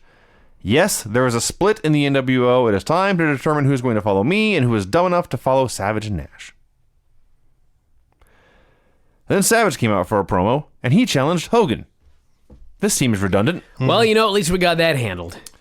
So it was live TV. He could say whatever he wanted, and what he wanted to say is, here is the new leader of the NWO, and out comes Kevin Nash. Not Savage. No, not the Kevin world Nash. champion. Yeah. So Nash comes out in his tracksuit. Dude, this guy. It made sense later because at the end of the show he had to run to the ring. Yes. So it made sense he was wearing his tracksuit. Yeah. But God, he looked like a dork. Got the too small baseball cap on, so it's sitting on top of his hair. What is up with this guy? I don't know. Like, what is going on? He's on cruise control, man. He promises that last night will be step one in the end of Hogan's career. And that's really all they said. Yeah, 30 minutes we sat through all of this bullshit. Raven did a promo from a dark bathroom. Don't blame me, that's what happened. Said Goldberg was 74-0, but he's not going to get to 75. I beat DDP for the U.S. title, and I'm going to beat Goldberg too. At last, we had Conan versus Chris Adams. 24 minutes plus commercials into the show. And we've heard the NWO theme song 4 times. At least. Probably a lot more. Thank God the Wolfpack's coming. So much to my surprise, this was not a total styles clash. Traded fun takedowns and counters for a while. Then Adams missed a dropkick, crossed himself on the ropes. Conan finished him off with a DDT and the Tequila Sunrise. This was fine. This was 3 minutes and 35 seconds and is actually the best Conan match I have seen in months. Yes. There was absolutely no point to it. Yeah. Well, it's a wrestling show. Let's do some wrestling. That was the point. Well, my point is, they could have taken it 3 minutes and 35 seconds and given it to the Barbarian and Wayne Bloom. Okay. Oh my God, what a match! The Nitro party was from Clemson University at the 80,000 seat football stadium. That was pretty cool, actually. Kinda. Well, they had the wrestling on the big screen. They had the big screen there and probably 79,700 empty seats. Okay, that's fair. This seems inefficient. Hey, if they're going to let me use the field, I'm going to do something What are you cool going to do? with Say, oh, you know what? You're going to give me 80,000 seats for free. I'd rather go to a small little venue. All right. Take it. Barbarian versus Wayne Bloom. This was the greatest match I ever saw. Barbarian just mauled him. He did. He just mauled him like a bear. He hit him with his big paws. And I got to say one thing. So the Barbarian does a loaded boot gimmick. Yeah. Can any of these fucking announcers pay attention? Barbarian in the middle of mauling this guy in the most dramatic manner possible. Yes. He begins stomping his foot on the ground to load the boot. Now, maybe I'm the only one that notices because, in fact, I have been hit with the loaded boot in my career from the fucking grappler. Stomps his foot on the ground. I'm like, he's loading the boot. The goddamn announcers are talking about something else. Fucking boots this guy with the loaded boot. He covers him, and Mike Tenay is caught completely by surprise. Yeah. Oh, he got him. Well, he got him in a minute 16. It doesn't matter. He loaded the boot and booted him. Of course it's a fucking finish. What do you mean, oh, he got him? Pay attention to the match. It was a great call of Barbarian makes the cover, and that's it. That is it. He was totally caught off guard. I love the Barbarian. Oh, sure. Absolutely. He looked weird tonight, though. He had a weird body. Is it just me? Like his head was weird. He was there with Wayne Bloom when you're talking about Barbarian's weird body. Body was weird. Like his head was too big for his body tonight, or his body was smaller, or his haircut was shitty. Are you implying his head has grown? There's something weird about the Barbarian. I don't know what it was. It's very good, Larry. He won the match with that haircut. Hey, that's better than whatever they were fucking talking about, which wasn't the match. Raven was still in the bathroom. He laughed and promised that Goldberg's streak was over. Chris Jericho came out for a promo, had a picture of Dean Malenko on an easel. He was wearing Prince Iaukea sarong, or whatever you want to call it. That would be a sarong. Yeah. He promised Dean would never wrestle again and dedicated the match to him. So we got Jericho versus Hoovy. Now, as noted going back watching these, I realize now Hoovy had his good nights and he had his bad nights. This is a good night. Absolutely. It was so good that even when he did screw something up, like the springboard kick, it just turned into a crossbody anyway. It still looked totally fine. Story of this match was Jericho played Ric Flair. He gave Hoovy 9 million moves in like 2 minutes, and then he got him. Am I missing anything? No. He put him in the Boston Crab, and Hoovy would not quit, but the ref stopped the bell, or stopped the match. And Jericho releases it, and Hoovy is lying unmoving in the ring. And Jericho looks into the camera, and keeping in mind it's 1998, he gets off, and oh my God, I killed Hoovy. Hoovy's gimmick is he never surrenders, so He just dies. for the last 2 weeks he's died Yeah, to this death is in the ring. This is how they're getting him over. Sure. After he lost his mask. Yeah. You're gonna go in there. You're never gonna quit. You're never gonna win, but you're never gonna quit. You'll get over. Chris Jericho continues to get more awesome every week on these old Nitro shows. I wanted to bring back it's not quite a goose step, Yeah. but he had a silly walk in this match. It was a mongoose step, Sure. like Mongoose McQueen. There you go. Yeah, we need to bring that back. It's Moon Goose McQueen. My bad. Yeah. Okay, Raven versus Goldberg. This was so awesome. It is amazing in the middle of such a horrendous show. Horrendous night. In the middle of, quite frankly, such a horrendous wrestling war. Yes. That there's one thing that no matter what, they just can't fuck it up. No. I don't even know how. Like, there's nothing that you could have done in this match that you could have done better. So they had Michael Buffer doing intros. He noted that Goldberg's hometown was unknown. His weight is unknown. But his win-loss record, we all know. And he thought this line was so clever.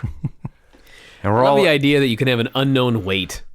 Like, there ain't one fucking scale on any show in any building. I love the idea that of all the people on the show to not know their hometown, not the Barbarian, not Hugh Morris or well, maybe Psychosis. all of those guys, Vinny. Maybe. He didn't have an opportunity. I guess. He had some weird hometowns for the Faces of Fear. That's true.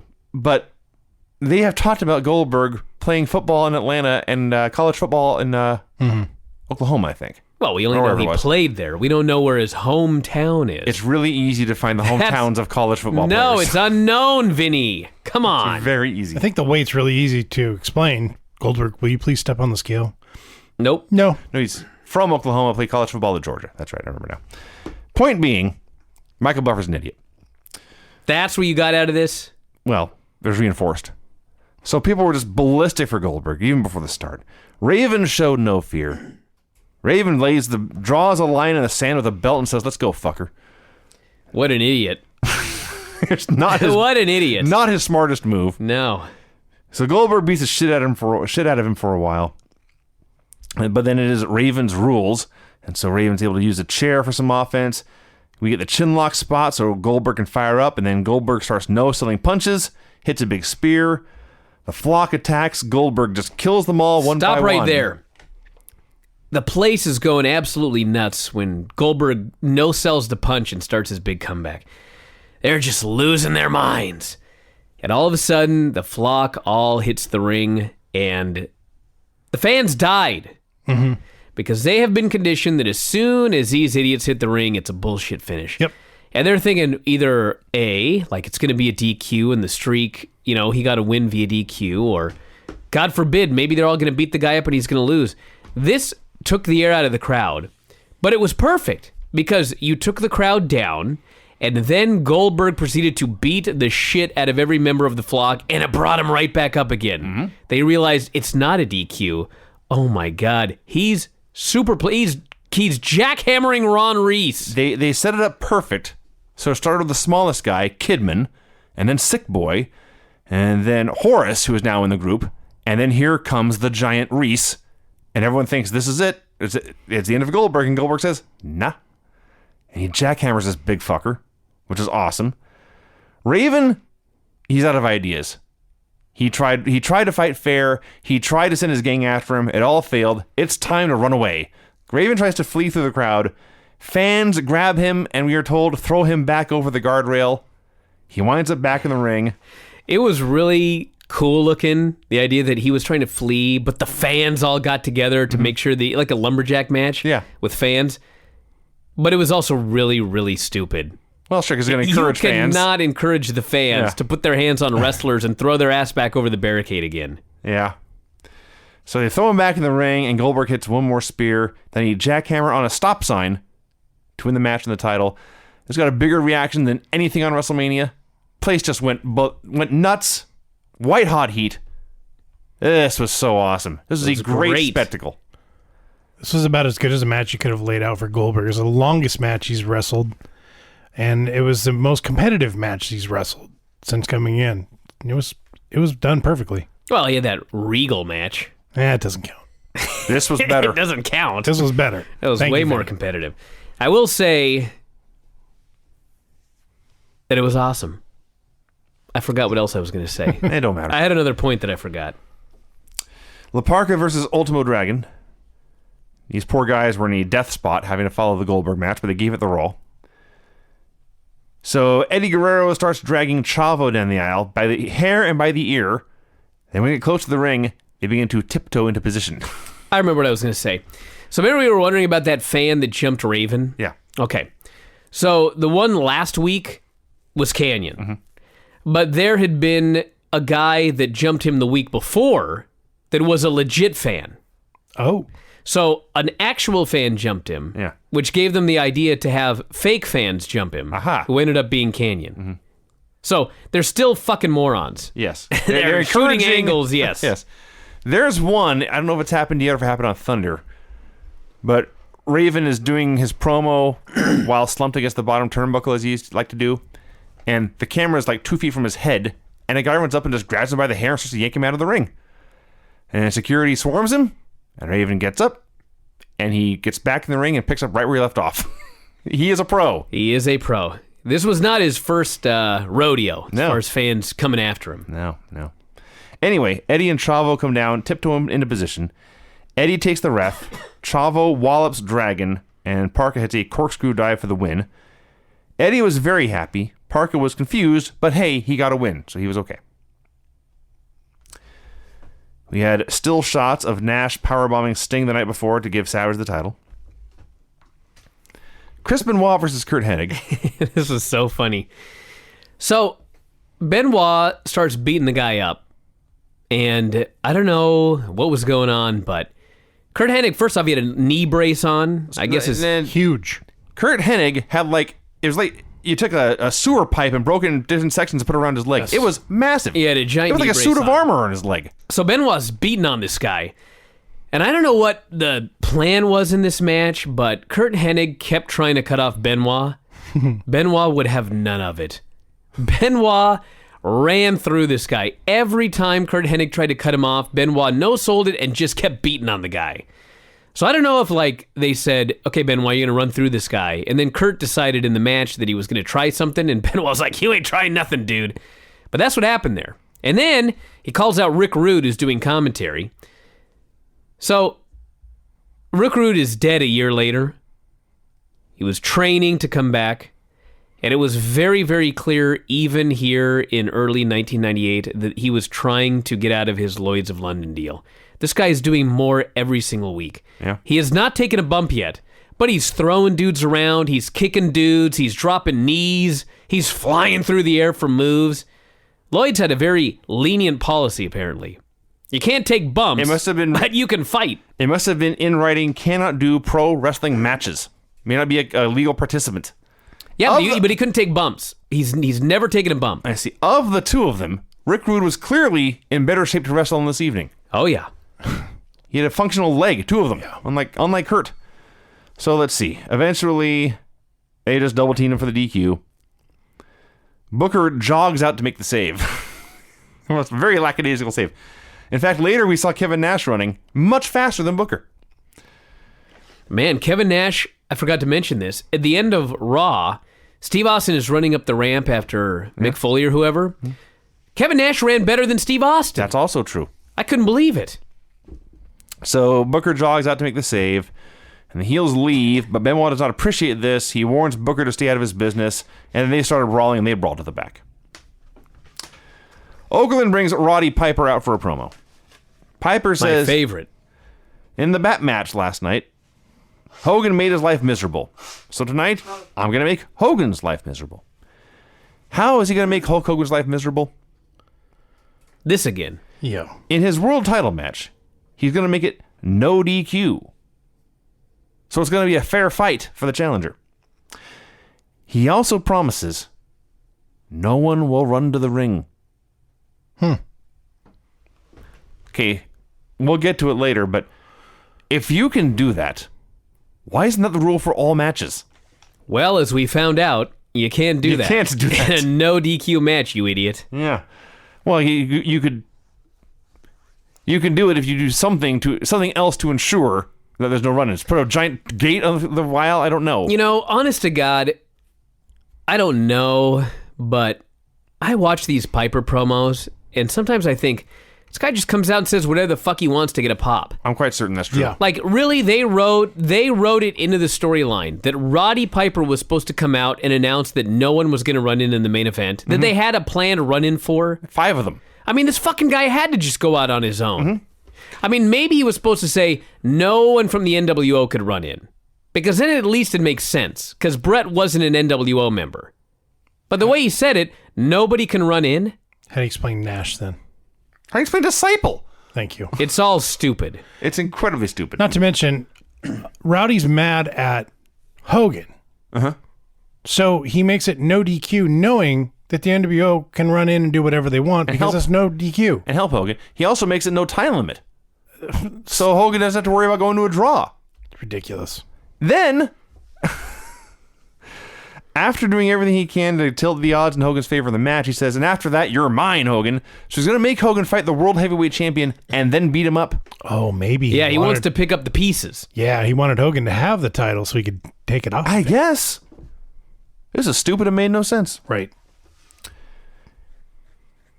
Hammer versus Saturn. This was the longest 4 minutes of my life. There's no way it's only went 4 minutes. 4 4:08. minutes and You 9 had to fast seconds. forward. 4 No. minutes and 8 seconds. If you told me 4 hours, I'd have believed you. Yep. It was bad. They brawled. They brawled up the ramp. They got counted out. Fuck off. And why is Saturn growing out his hair? That's a good question, too.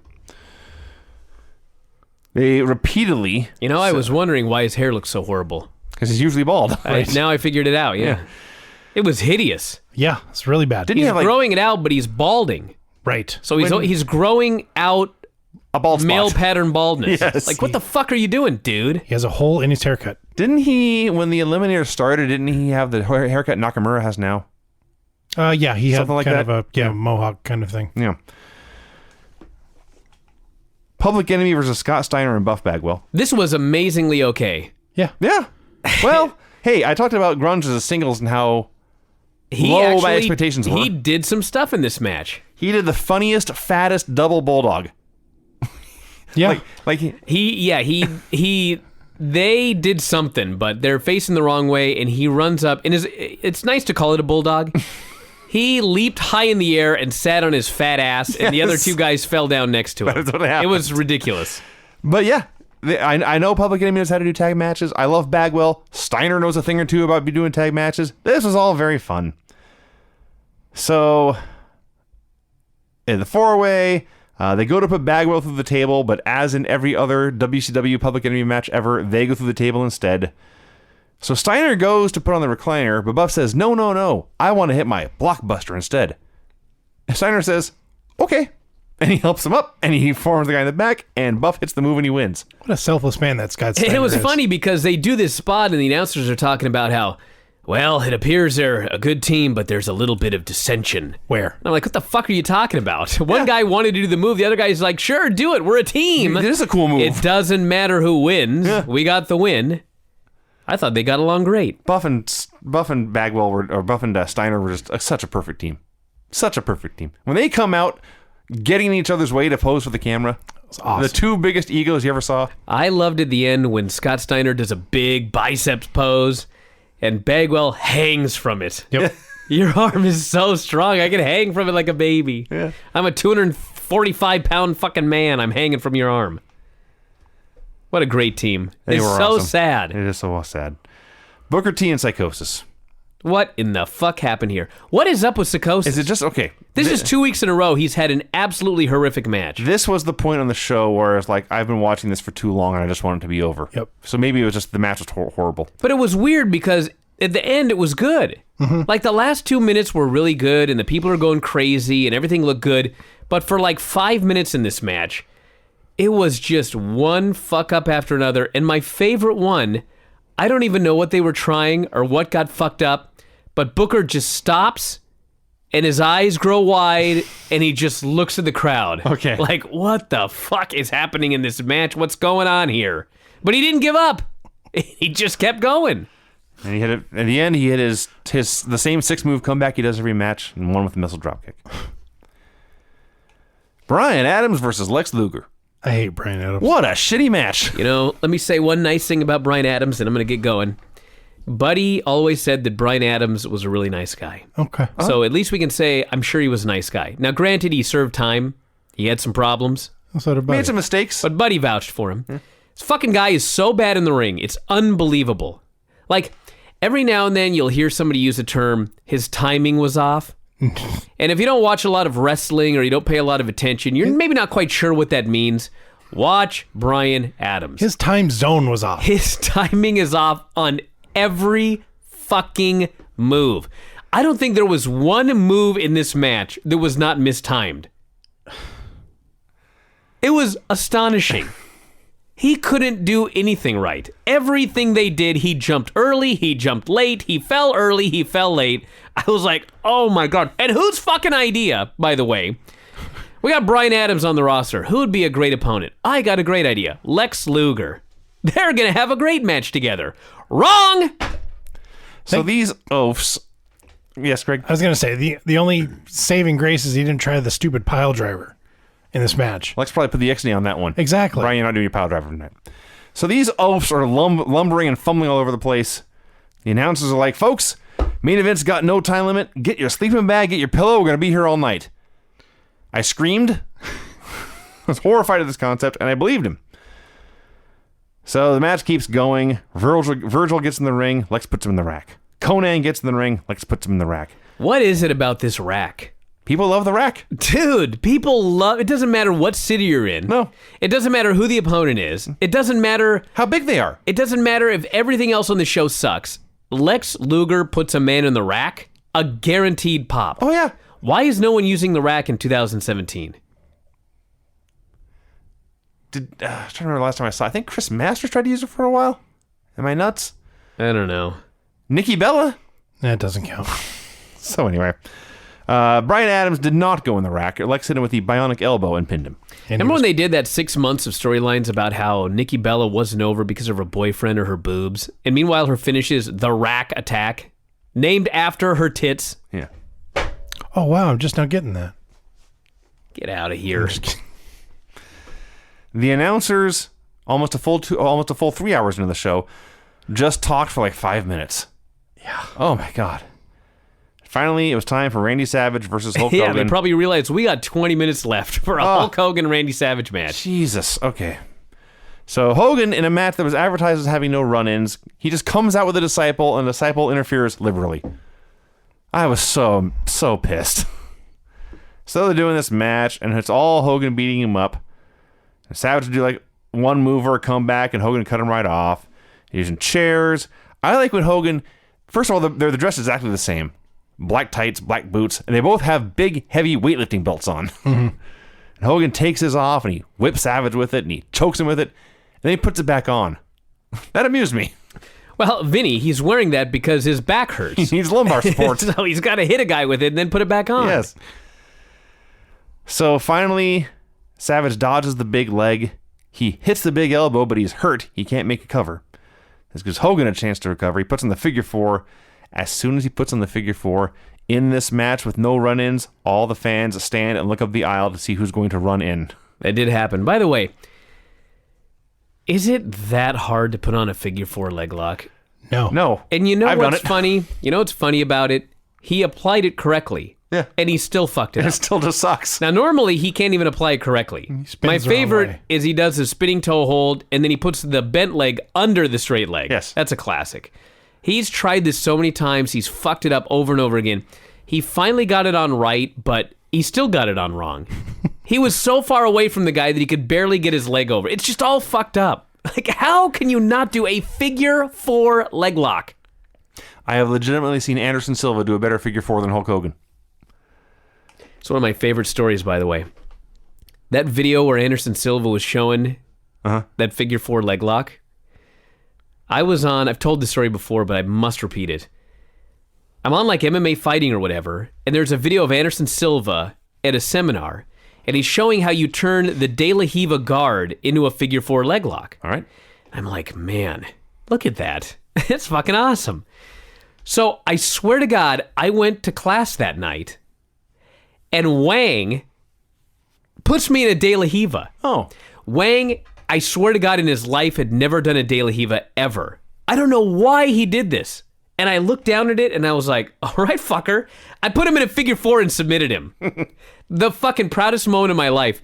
And later I was like, Wang, you have never tried a De La Riva in your life. Why in the world, of all days, did you just randomly decide to try a De La Riva guard?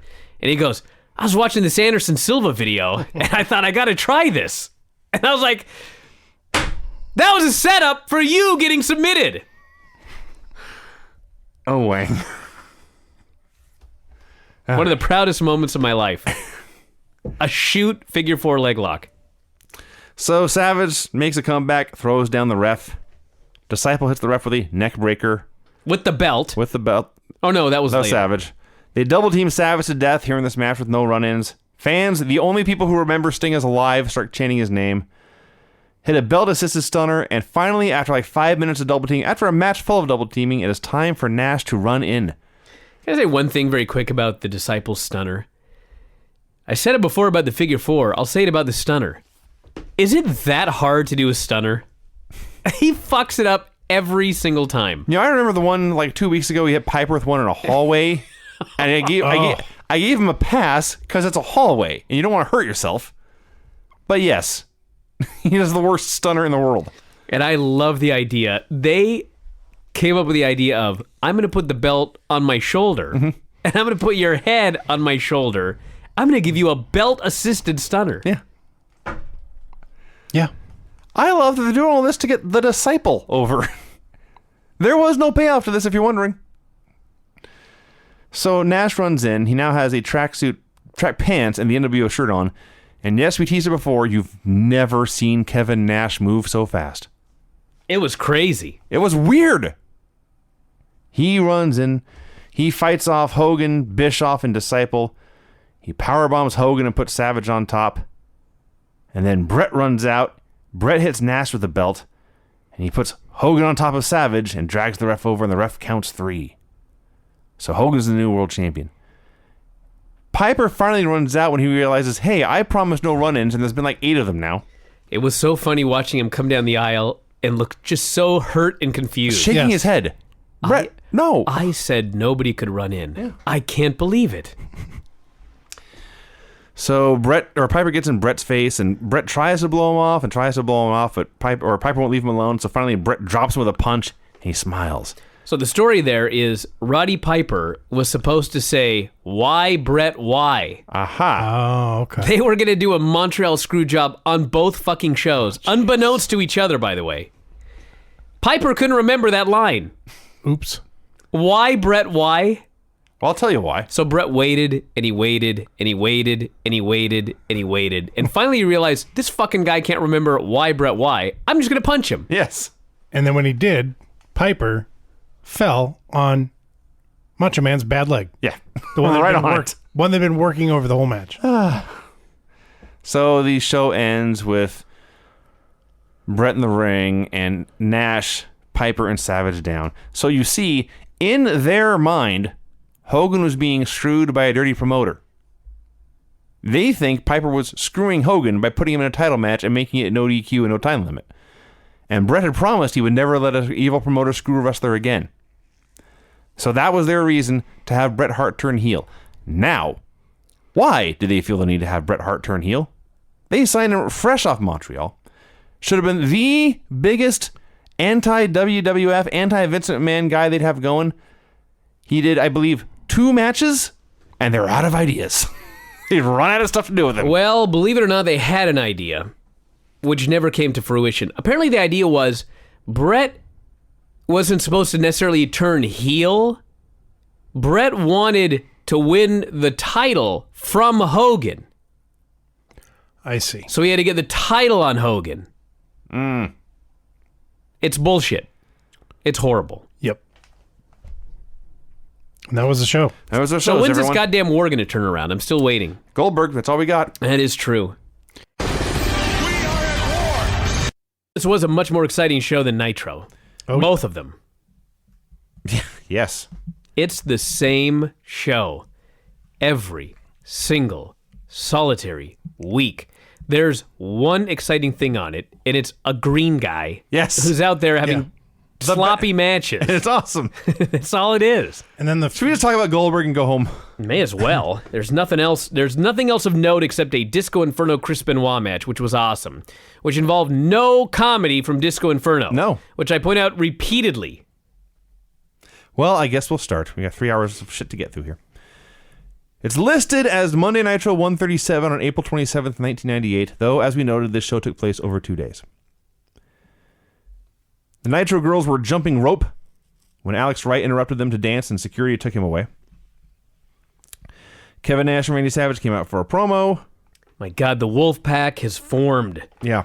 Finally, we get that music soon. Oh, yeah, there'll be another. That's good news. Yeah. We don't have to hear the same NWO song 8 times in a show. Talked about Hall for a while. Said, yes, Hall has been away. The last time I saw him, Kevin Nash said, he was drinking a pina colada. Mm-hmm. Oh, good. and his hair was perfect. Oh, I'm glad the guy who's had multiple alcohol suspensions has a good drink. It's good to hear. You know that's a play on the Werewolves of London, right? I did not. Yeah, it's a song. He mentioned it. Yeah. I did not know his line there about it's a terrible song. It's not good. I don't like it. Anyway, so Great song. I had forgotten that course Kevin it is. Nash and Scott Hall were the tag team champions because they haven't even been a team in like 3 months, let alone defend the belts. So he says he and Hall will defend the tag belts against Giant and Sting. Says Randy Savage is a member of the Wolfpack. He called out Bret Hart for hitting him in the belt last week. Quoted Tombstone. Said, if you're the sheriff, I'll be your Huckleberry. Savage runs down Bret. I have no idea what Savage said. Something about Hulk Hogan being the bomb. I don't know. They brought out Conan to be the new member of the Wolfpack. Keep that in mind for later. Mm-hmm. Conan began to run down Hulk Hogan, and it looked like here they cut him off mid-sentence, and they went to commercial. Had a Juventud Guerrera video package. They're simultaneously trying so hard and not trying at all. Yes. With this guy. Yes. It's kind of amazing, actually. Not to mention, I've said many, many times, but WCW's promo packages were so low rent. Yeah. This one required Juventud Guerrera to speak, and specifically to recite dialogue. Sure. So it had to be edited heavily. Can't just give him 100 words and say, Hoovy, read this. And they they showed him one side of his face, and then with the genius of their editing, they flipped the image Yeah. when he came. What he's doing, remember the grade school photos where Yes. there's like the smiling picture in the corner, but the big one is like the Right, blank right. face staring off into God knows what? Sure. That's what they were doing with Hoovy here. Anyway, he said he's the descendant of Aztec warriors and he won't quit. Chris Jericho came out for a promo. He's got a big picture of Dean Malenko. Larry says, he didn't paint that. It's not even a painting. No, he didn't, Larry. You're right. You got him there, Z. So Larry had to be right about something on the show. Jericho And interviewed... since they book on the fly, he doesn't know where anything's going anymore. That's true. So he's got to make up stuff to be right about. You know what drives me the most crazy? When Nitro first starts, the fans are chanting, Larry, Larry, and he has to turn around Yeah. and mug for the people. Yeah. And the people are losing their You minds. just now noticed that? No, it bothers me every week because he doesn't deserve a chant. Craig, he's a living I legend. don't care what you think he is. He's a living legend. What do you have against Larry? He's a bumbling fool on commentary. There's a lot of bumbling fools on commentary. This company is Noted. run by bumbling fools, as we shall get to. Anyway, Jericho versus Chavo Guerrero.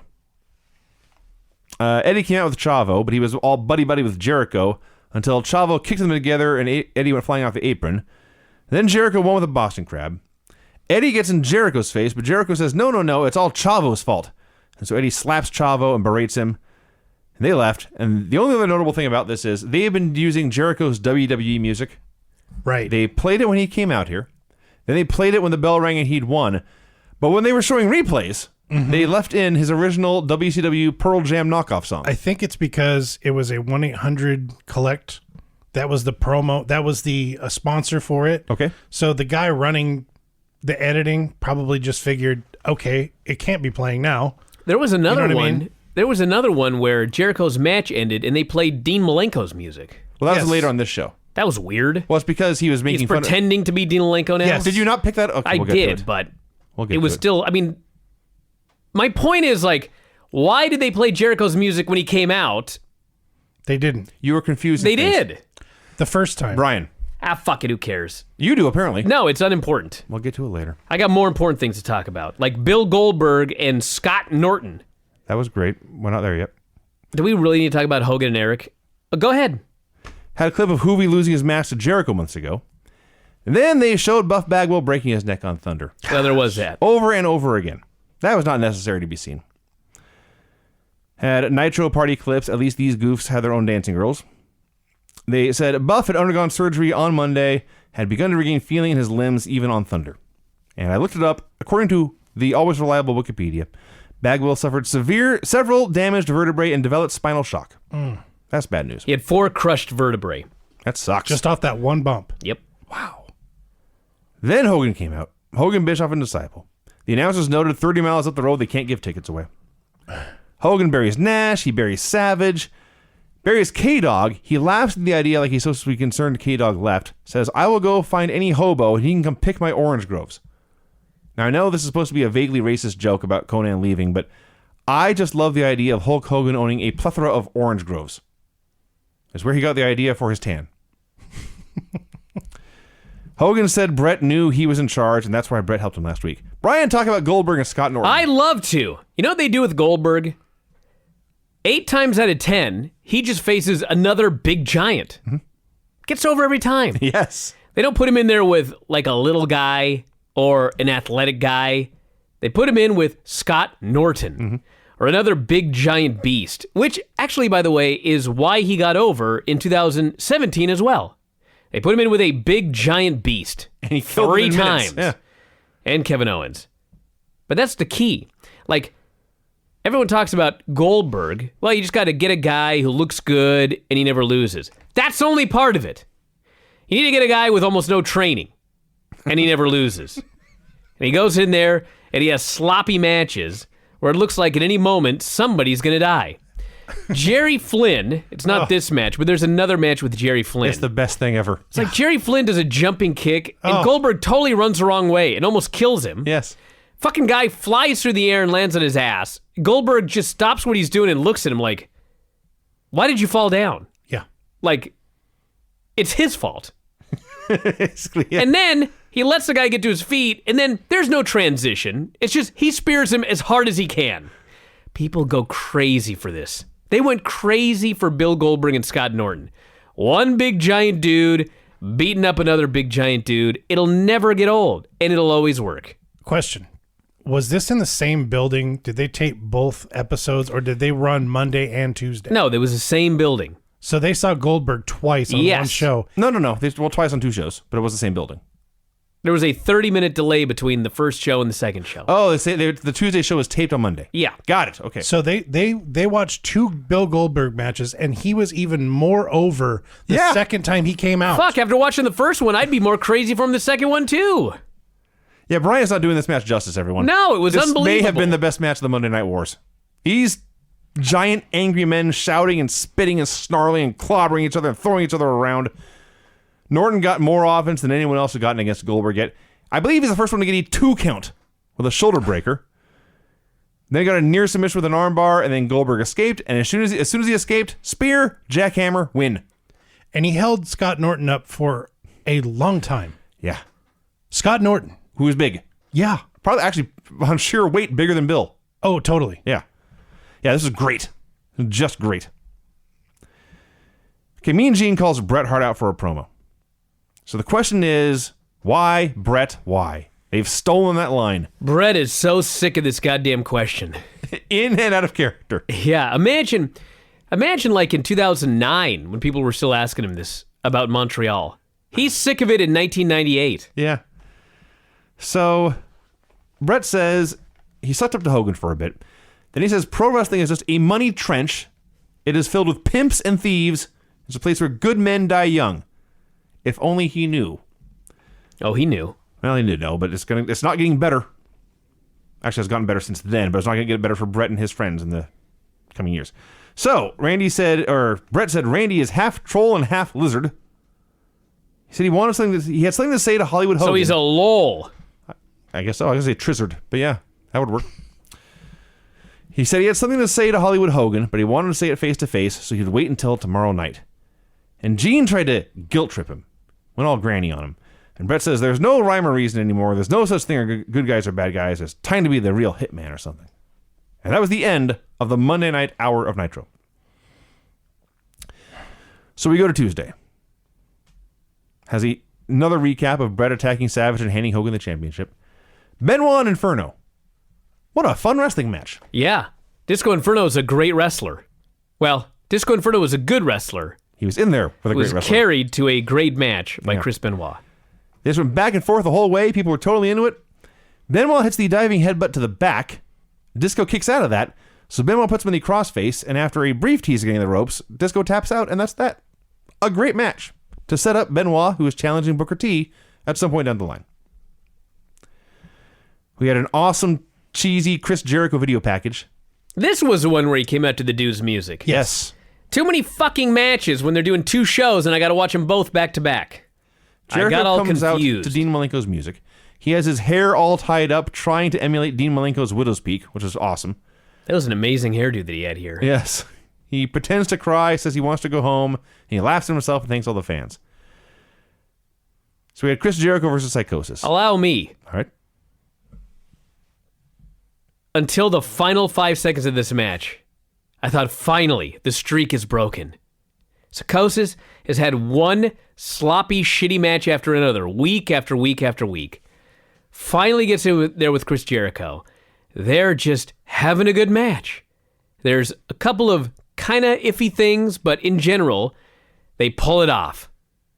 Until the very end. I don't know what they were thinking. I think they maybe weren't thinking. They did something into a lion tamer.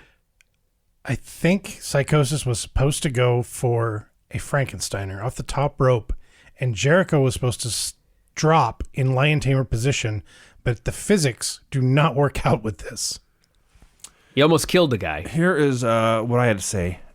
First, they botched a Cabrata spot right before that. Oh. Somebody fucked something up really bad, I wrote. Then they fucked up something off the top, and Jericho fucked up a Boston Crab and won. That was the finish. The other thing of note here is earlier in the match when Jericho goes to pick Psychosis up, and as he grabs him by the mask, he says, and it's not like he's shouting it to the crowd or into the camera. He just says, just barely loud enough for the mic to pick up, "I like your horns." And most people pick up their opponent by the hair. Jericho made sure to use the horns as handles. Well, there you go then.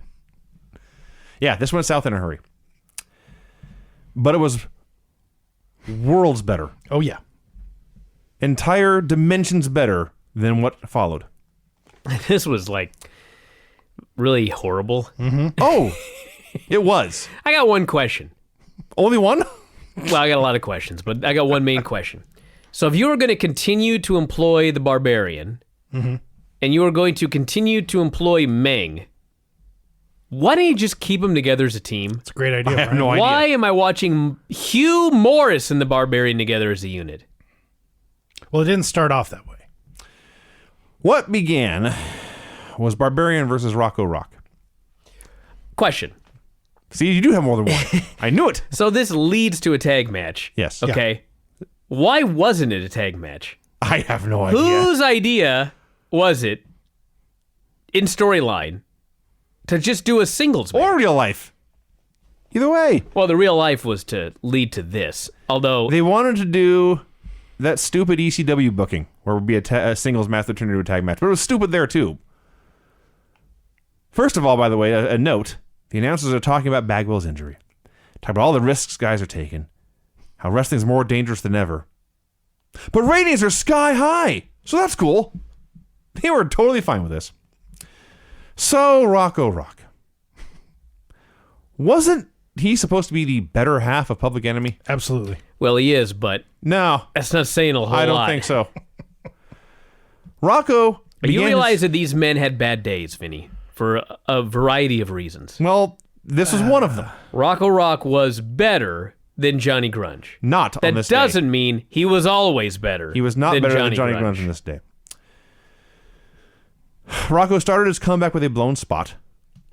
He ran wild, if you want to call it that, with a series of middle rope axe handles. He hit a weak sidekick, and then hit a flurry of the lamest, slowest, most gentle punches you ever saw. I couldn't believe my eyes. So they go to the corner, and the ref's in the corner, and suddenly Hugh Morris is in the corner, and the ref has to pretend he can't see this 300-pound beast. Then Johnny Grunge runs in. Then Rocco gets thrown. He's supposed to be backdropped through the table. It looked like in midair he realized, oh shit, the table's not there. Yeah. Thankfully, he was able to land on his feet and not die. When Johnny Grunge hit the ring, he had a trash can and a bunch of toys that they were going to use to beat each other up with momentarily. Keep that in mind. So the ref made it a tag match. Apparently no DQ tag match as well. They all hit each other with weapons for a while. They teased putting Jimmy Hart through a table. Instead, Rocco and Hugh went through a table. And then Barbarian kicked a trash can into Grunge's face to pin him and thank the good Lord above and the match. They hit each other with the turkey roasting pans. The very cheap ones. The ones you can get at Walmart for Like a 97 quarter each. cents. Yeah. That was phony. Good. Good. Great. After everything else I'm watching. Yeah, thank God. We need more 99-cent trays. I like to see them use pillows and bubble guns. I don't need men to see men hit with cast iron skillets in the head every week. Hey, forget hitting. This next match with Hoovy and Billy Kidman, which actually was a very good match. They had one of those spots that nobody thinks about, except apparently me. They're up on like the top rope or something like that, and Kidman gives him a jumping sidewalk slam or a jumping spine buster off like the middle rope. Yes, that was awesome. Yeah, it was awesome until Juventud smashed the back of his head on the mat because it's impossible to take this match without hurting yourself. There were so many spots in the 90s where I know guys got concussions Yeah. and they just kept going because the business was different. Like if you watch some of Sean's matches from like 96 and 97, like this dude would bump and he would land head first, like repeatedly on those hard fucking rings. I have no idea how many concussions Shawn Michaels has, but it's probably numerous.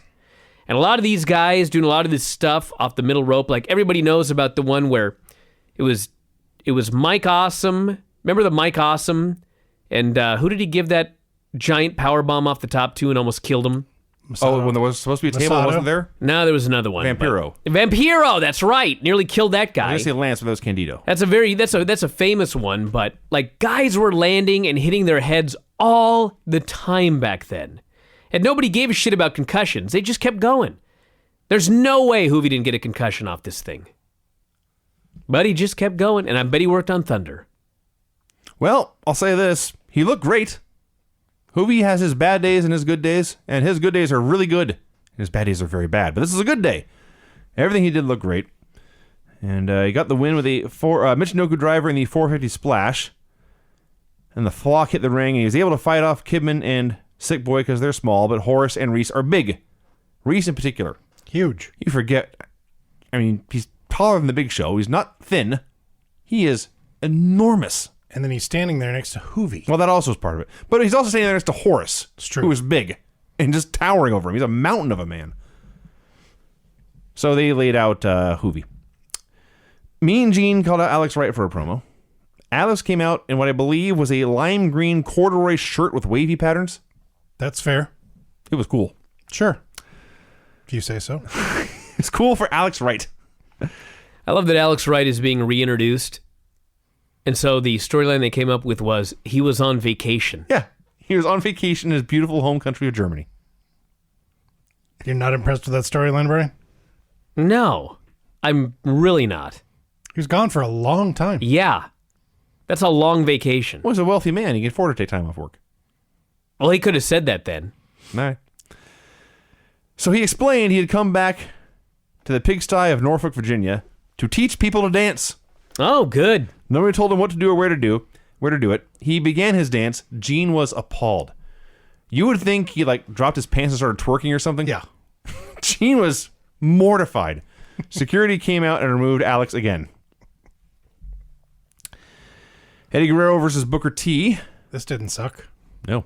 I realized Eddie was below average height for a pro wrestler, but Booker T looked 8 feet tall. I loved Eddie's out there with Chavo.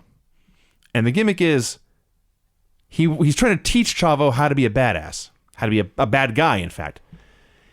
So he's got Booker in a camel clutch facing Chavo and finds a number of creative ways to be sneaky about poking Booker in the eyes. So he finds 3 different ways to do it. Distracts the ref. Then he does one where his thumbs just kind of sneak up and get Booker in the eyes real quick. The whole time he's looking at Chavo see, this is how you do it. At one point he tells the ref, he's got my tights. Yes. And the ref runs around and he pokes him in the eye again. Yes. They did a series of roll-ups. Eddie tried to pin with his feet on the ropes, but Chavo ratted him out. And this distracted Eddie. And Booker had the sidekick and the missile dropkick for the win. It was an awesome spot where Booker whips him into the ropes. Eddie comes back. He's going to hit him with that jumping spin kick.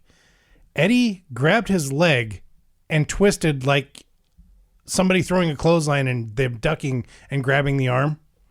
Except he caught Booker's leg in midair and did a twist on it. It was awesome looking. Nobody ever thought of that. That's the first time I'd ever seen that. I'm trying to visualize what you're describing and failing. Okay, so he's throwing the spin kick. Booker is. Booker's I was throwing hoping the we'd leg just way move on. over. Thank you, Vinny. Eddie ducks momentarily, but reaches up, grabs his foot, and then spins with it. Okay. Spins him where? Like a helicopter? Did he go up? Where'd he go? He spun his I don't know what he's leg- talking about either, Vinny. Craig, I'll rewatch the match and I'll see if I can figure out what Yeah, happened. I need more details. Like, did he fall down? They both fell down. They both fell down. So Yes. was it a great sell or a great counter? It was a great counter. I see. Who got hurt? Booker T, Brian. Okay. I'm seeing Eddie caught him and hit a dragon screw. Kinda. Kinda. Okay. Or I'm picturing he caught his leg and then brought him down for like a, leg hold. Sure. I've seen that. But they both fell down. Sure. I'm sorry I brought it up. Well, I can't wait till the GIF is all over Twitter tomorrow. Saturn versus Marty Jannetty. Saturn was wrestling in jorts and he won with a DVD. WCW had John Cena before John Cena and didn't even know it. And they had Marty Jannetty. And they used him to lose in 30 seconds to Saturn. He's a dude. Yeah. DDP came out for a promo. Challenged Raven to come out and fight. Kidman and Sick Boy came out instead. So Raven was not there tonight. They had a video just for Paige. They play the video on the Nitrotron. Yeah, they yell, what's his name? Riggs. Riggs, play the video. It's like, Riggs, your production guy's got one eye. Of all the guys in the flock, I haven't thought of that. that's your choice. And by the way, where are the monitors on Nitro? Shivani says thing about a video wall. Where's that at? I don't know. There isn't one. Yeah. So I think they had some screens, Where, Brian? like, from the ceiling. they never show them on TV. They must have had something. Yeah. Craig is not convinced. What do you want me to do? I've been to a Nitro. They didn't have screens. Where do you go to Nitro? Seattle? Did you Nitro in Seattle? I remember the pay-per-view in Seattle. They had a Slamboree. They had No, it's Spring not Bree. Stampede. Spring Stampede. Spring Stampede, and yeah. it's Comodome. Well, Tacoma Dome sucks. This was the Scope. For God's sakes.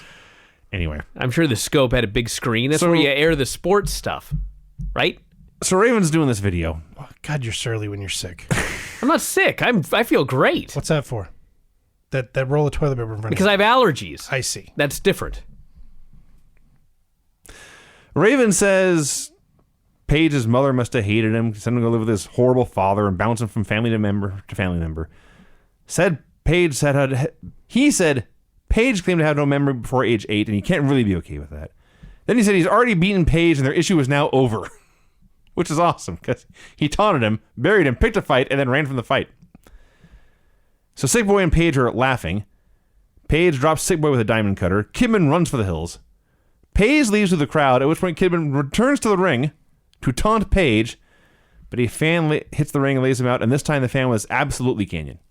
Oh, yeah. It started the first week, it was a fan. Then they had this great idea to have a fake fan. Now they've had a fake fan 2 weeks in a row. So surely there are going to be more real fans jumping the barricade. And a Goldberg video package, and then Jerry Flynn versus Goldberg in the second best match of the Monday Night Wars. That was awesome. This is 48 seconds. This is 48 seconds. So you're not doing, well, you kind of did the spot justice. Yes. Flynn does like a spin kick. And by the way, Jerry Flynn is so perfect as the over-the-top bad guy jock from every terrible 1980s high school movie. That's his character. So Flynn misses a spin kick that Goldberg's supposed to duck under, but Goldberg fails to duck under and barrels through him like a train. Just wipes him out. I love that Jerry Flynn wears his black belt to the ring. Yes. He's got to keep his pants up, Brian. Like, if you ever watch UFC, there's a lot of black belts that fight in UFC. But aside from like Hoist Gracie, and I guess GSP did as well, but nobody comes to the ring wearing their black belt. This guy comes to the ring wearing his black belt and wears it during the match. Then gets slaughtered. He's slaughtered. So Goldberg runs through him and hits the ropes. Now, here's the thing, by the way. For those of you that don't wrestle, all you got to do is run in a straight line.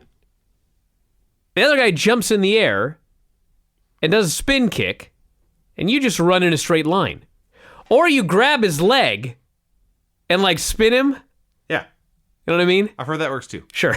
Anyway, you run straight, and you don't have a problem. Craig's clenching a mighty fist. I'm going to go back and tell my Booker T story again. But the point of this is Goldberg's green. And Yes. so Jerry Flynn jumps, and his immediate reaction is, I got to get out of the way of this fucking kick. And so he runs in an arc around the guy, or he tries to. But the guy is spinning. And so the guy spins. And the way he thinks he should run is the opposite. And he fucking clips this guy out of midair. And this guy really did spin like a helicopter. He for actually real. did. He did. And then fell down to the ground. Like a broken helicopter. And then Goldberg looked at him like, you son of a bitch. Goldberg hits the ropes. I assume, based on what happened next, that he's supposed to come off the ropes and just hit the spear and win. Sure. He comes off the ropes. Flynn is still down, and Goldberg throws in the brakes. And as you noted, Goldberg is still totally green. He's had 70-some matches at this point. None of them have gone longer like 4 minutes. And a lot of guys with this little experience in this situation would have panicked. Goldberg froze for a second. And you could see the wheels turning in his head. His probably instincts also took over. in his giant traps. And as noted, his instincts took over, and he said, fuck it. And he grabbed this man who was still down on the ground. He grabbed him around the chest, hit this giant sort of half suplex, half judo Like throw. a double chicken wing. Kind of. He grabs it sort of like in a face lock, and he's got the arm, and he kicks his own leg forward, and he throws Jerry Flynn, who's also huge, throws him high into the air, and Flynn comes crashing down. Everyone jumps out of their seat. It's the coolest thing you ever saw. Goldberg gets the spear. Goldberg gets the jackhammer. Fucking awesome. Let me tell you another awesome thing. Let me tell you another awesome thing about Goldberg, which is a testament to his greenness. Everybody's heard the phrase a million times, the RKO out of nowhere. Shawn Michaels used to hit the super kick out of nowhere. Okay? In both cases, 98% of the time, I know exactly when it's coming. It's never out of nowhere. There was like one Randy Orton RKO in like the last 5 years that literally did come out of nowhere. I was like, holy shit, where'd that come from? But like 99.9% of the time, I see it coming a mile away because of the way that they put their matches together. Goldberg's spears come out of nowhere. That fucking spear came out of nowhere. Why? Because there was no transition or setup. The guy was getting to his feet, and Goldberg just speared the shit out of him. Yes. The guy wasn't even in the middle of the ring. He was over by the ropes. Goldberg didn't care. No. It's my turn to spear you. He speared him out of his boots. Place goes absolutely nuts because they didn't see it coming. And the other part of this Thank God he's green. Well, he's green, but he is also such a great athlete that despite his enormous size, he can go to full speed in one step. Oh, yeah. This is explosive power. Oh, yeah. There's a lot of fast twitch muscle fiber in there. Holy shit, Goldberg. I bet you that guy has logged less time in the ring than guys that have been in the business 2 years. Good for him. You know what I mean? Well, 70-some matches would be like, what, 2 hours total? Sure. Maybe. Sure. All right, so they very casually announced that Buff Bagwell had vertebrae fused. They believed he would eventually return to wrestling. And of course he did. It was time for the main event, which they had not mentioned one time throughout the show. Michael Buffer promised that 6 men, 3 against 3, would battle for power, honor, and glory. So here's the 3 against 3. The first 3 is Conan, Scott Steiner, and Bryan Adams. Conan, who earlier in this program joined the Wolfpack. So I assumed at this point Steiner and Adams must have as well. You would think. Because it wasn't even... I mean, he joined, he made a big production of joining, then he ran down the leader of the NWO. So you can't stand by Conan and say, sorry, Hulk, I didn't know what I was doing. That excuse won't fly. Now, I should mention that Scott Steiner, who was on the Conan and Bryan Adams team, this was a week where suddenly he was 20 pounds heavier. Yes. I've been waiting for it.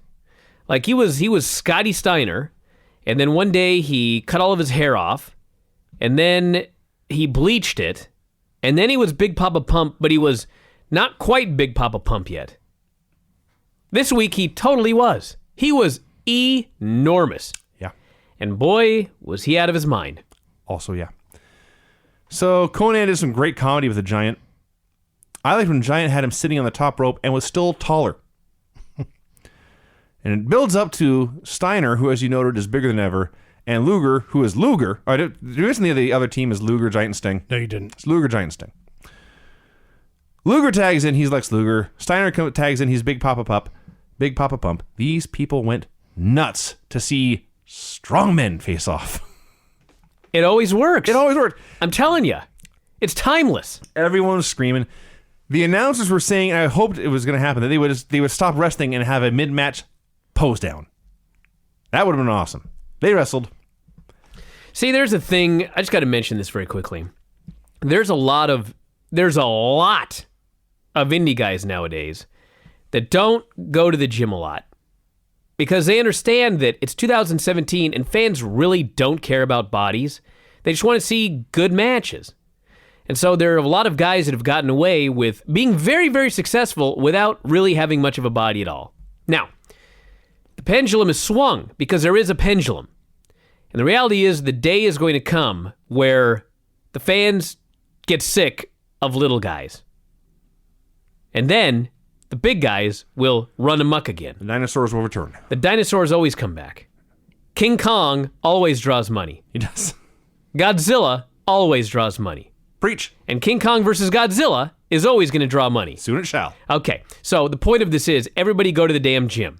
Because you never know when the fans are going to get sick of seeing little guys doing flips. The day will come. So They briefly got the heat on Lex, but he wiped out Conan and Steiner. Both men then tried to tag out to Bryan Adams, which is funny. Then Adams walked out on them. So apparently Adams is still with Hogan. Or is he? Or is he? Steiner and Conan walked out together. They got counted out. Giant chokeslammed Vincent because. Lame. Well, let's get to lame. Gene brings out Bret Hart for a promo. Bret says, I'm not speaking until Hogan comes out. Hogan and Bischoff come out. This takes a while. Bret puts over Hogan like $1 billion. Says, you made more money than any wrestler ever. You're the most famous wrestler of all time. Hogan's happy to hear this. He thanks Bret for telling it like it is. And Bret says, everyone asked why I helped you. I'll tell you why. He unzips his jacket. He's wearing a Hulk Hogan t-shirt. But then Randy Savage hits the ring and attacks him like an idiot. Because Hogan, Hart, and the Disciple triple team Savage as the show goes off the air. So we never get the big revelation of why. It's been 6 months since Montreal. Did you mention that Bret undid his jacket and he had a Hogan shirt on? Yes. I did, but it's I'm worth a sorry beat. about that. So they paid a fuck ton of money to sign Bret Hart away from WWF. Millions. Multiple millions. And they brought him in. He had one match with Ric Flair. And they said, now what the fuck do we do? Yeah.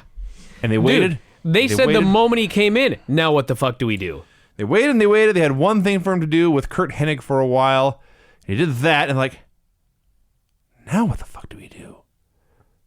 Let's turn him. Okay. Why do we turn him? Doesn't matter. Why not? Just do it.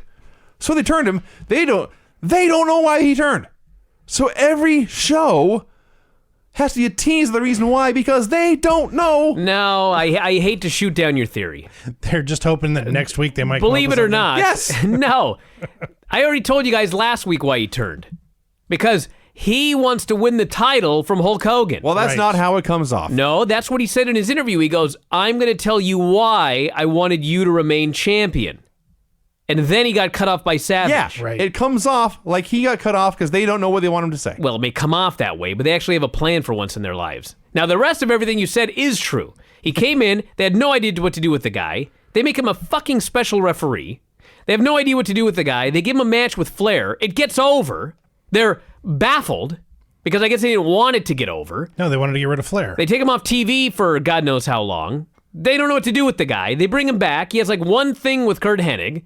And then now it's like, we'll turn him heel. Kind of. Not really. Sort of. Eventually he's going to fight Hulk Hogan. We think. But we don't know. Because Hogan's got other things like Randy Savage and eventually Goldberg. Yes, it's a mess. The show is a mess. That's it. That's Nitro. That's how it went. Did you know that it's a mess? This ship is sinking. How How could you not watch this show and not think they go out of business soon? Well, because the reason is because they were owned by Ted Turner. Oh, there you go. I just Everyone can't thought it would imagine. never happen. I can't imagine paying a guy the star power of Bret Hart and not being able to figure out what to do with him. That baffles me. Well, Craig, because they signed him solely to screw with the other guy. That The was other it. guy didn't want him. Well, no, the other guy had him under contract. Right. So they offered him, they allowed him to negotiate. Right. They had to give him X amount of money or he wouldn't have left the other guy. So they paid him enough just to leave, but they had no plans for him because he was not an 80s superstar. I wish I had a song after all that.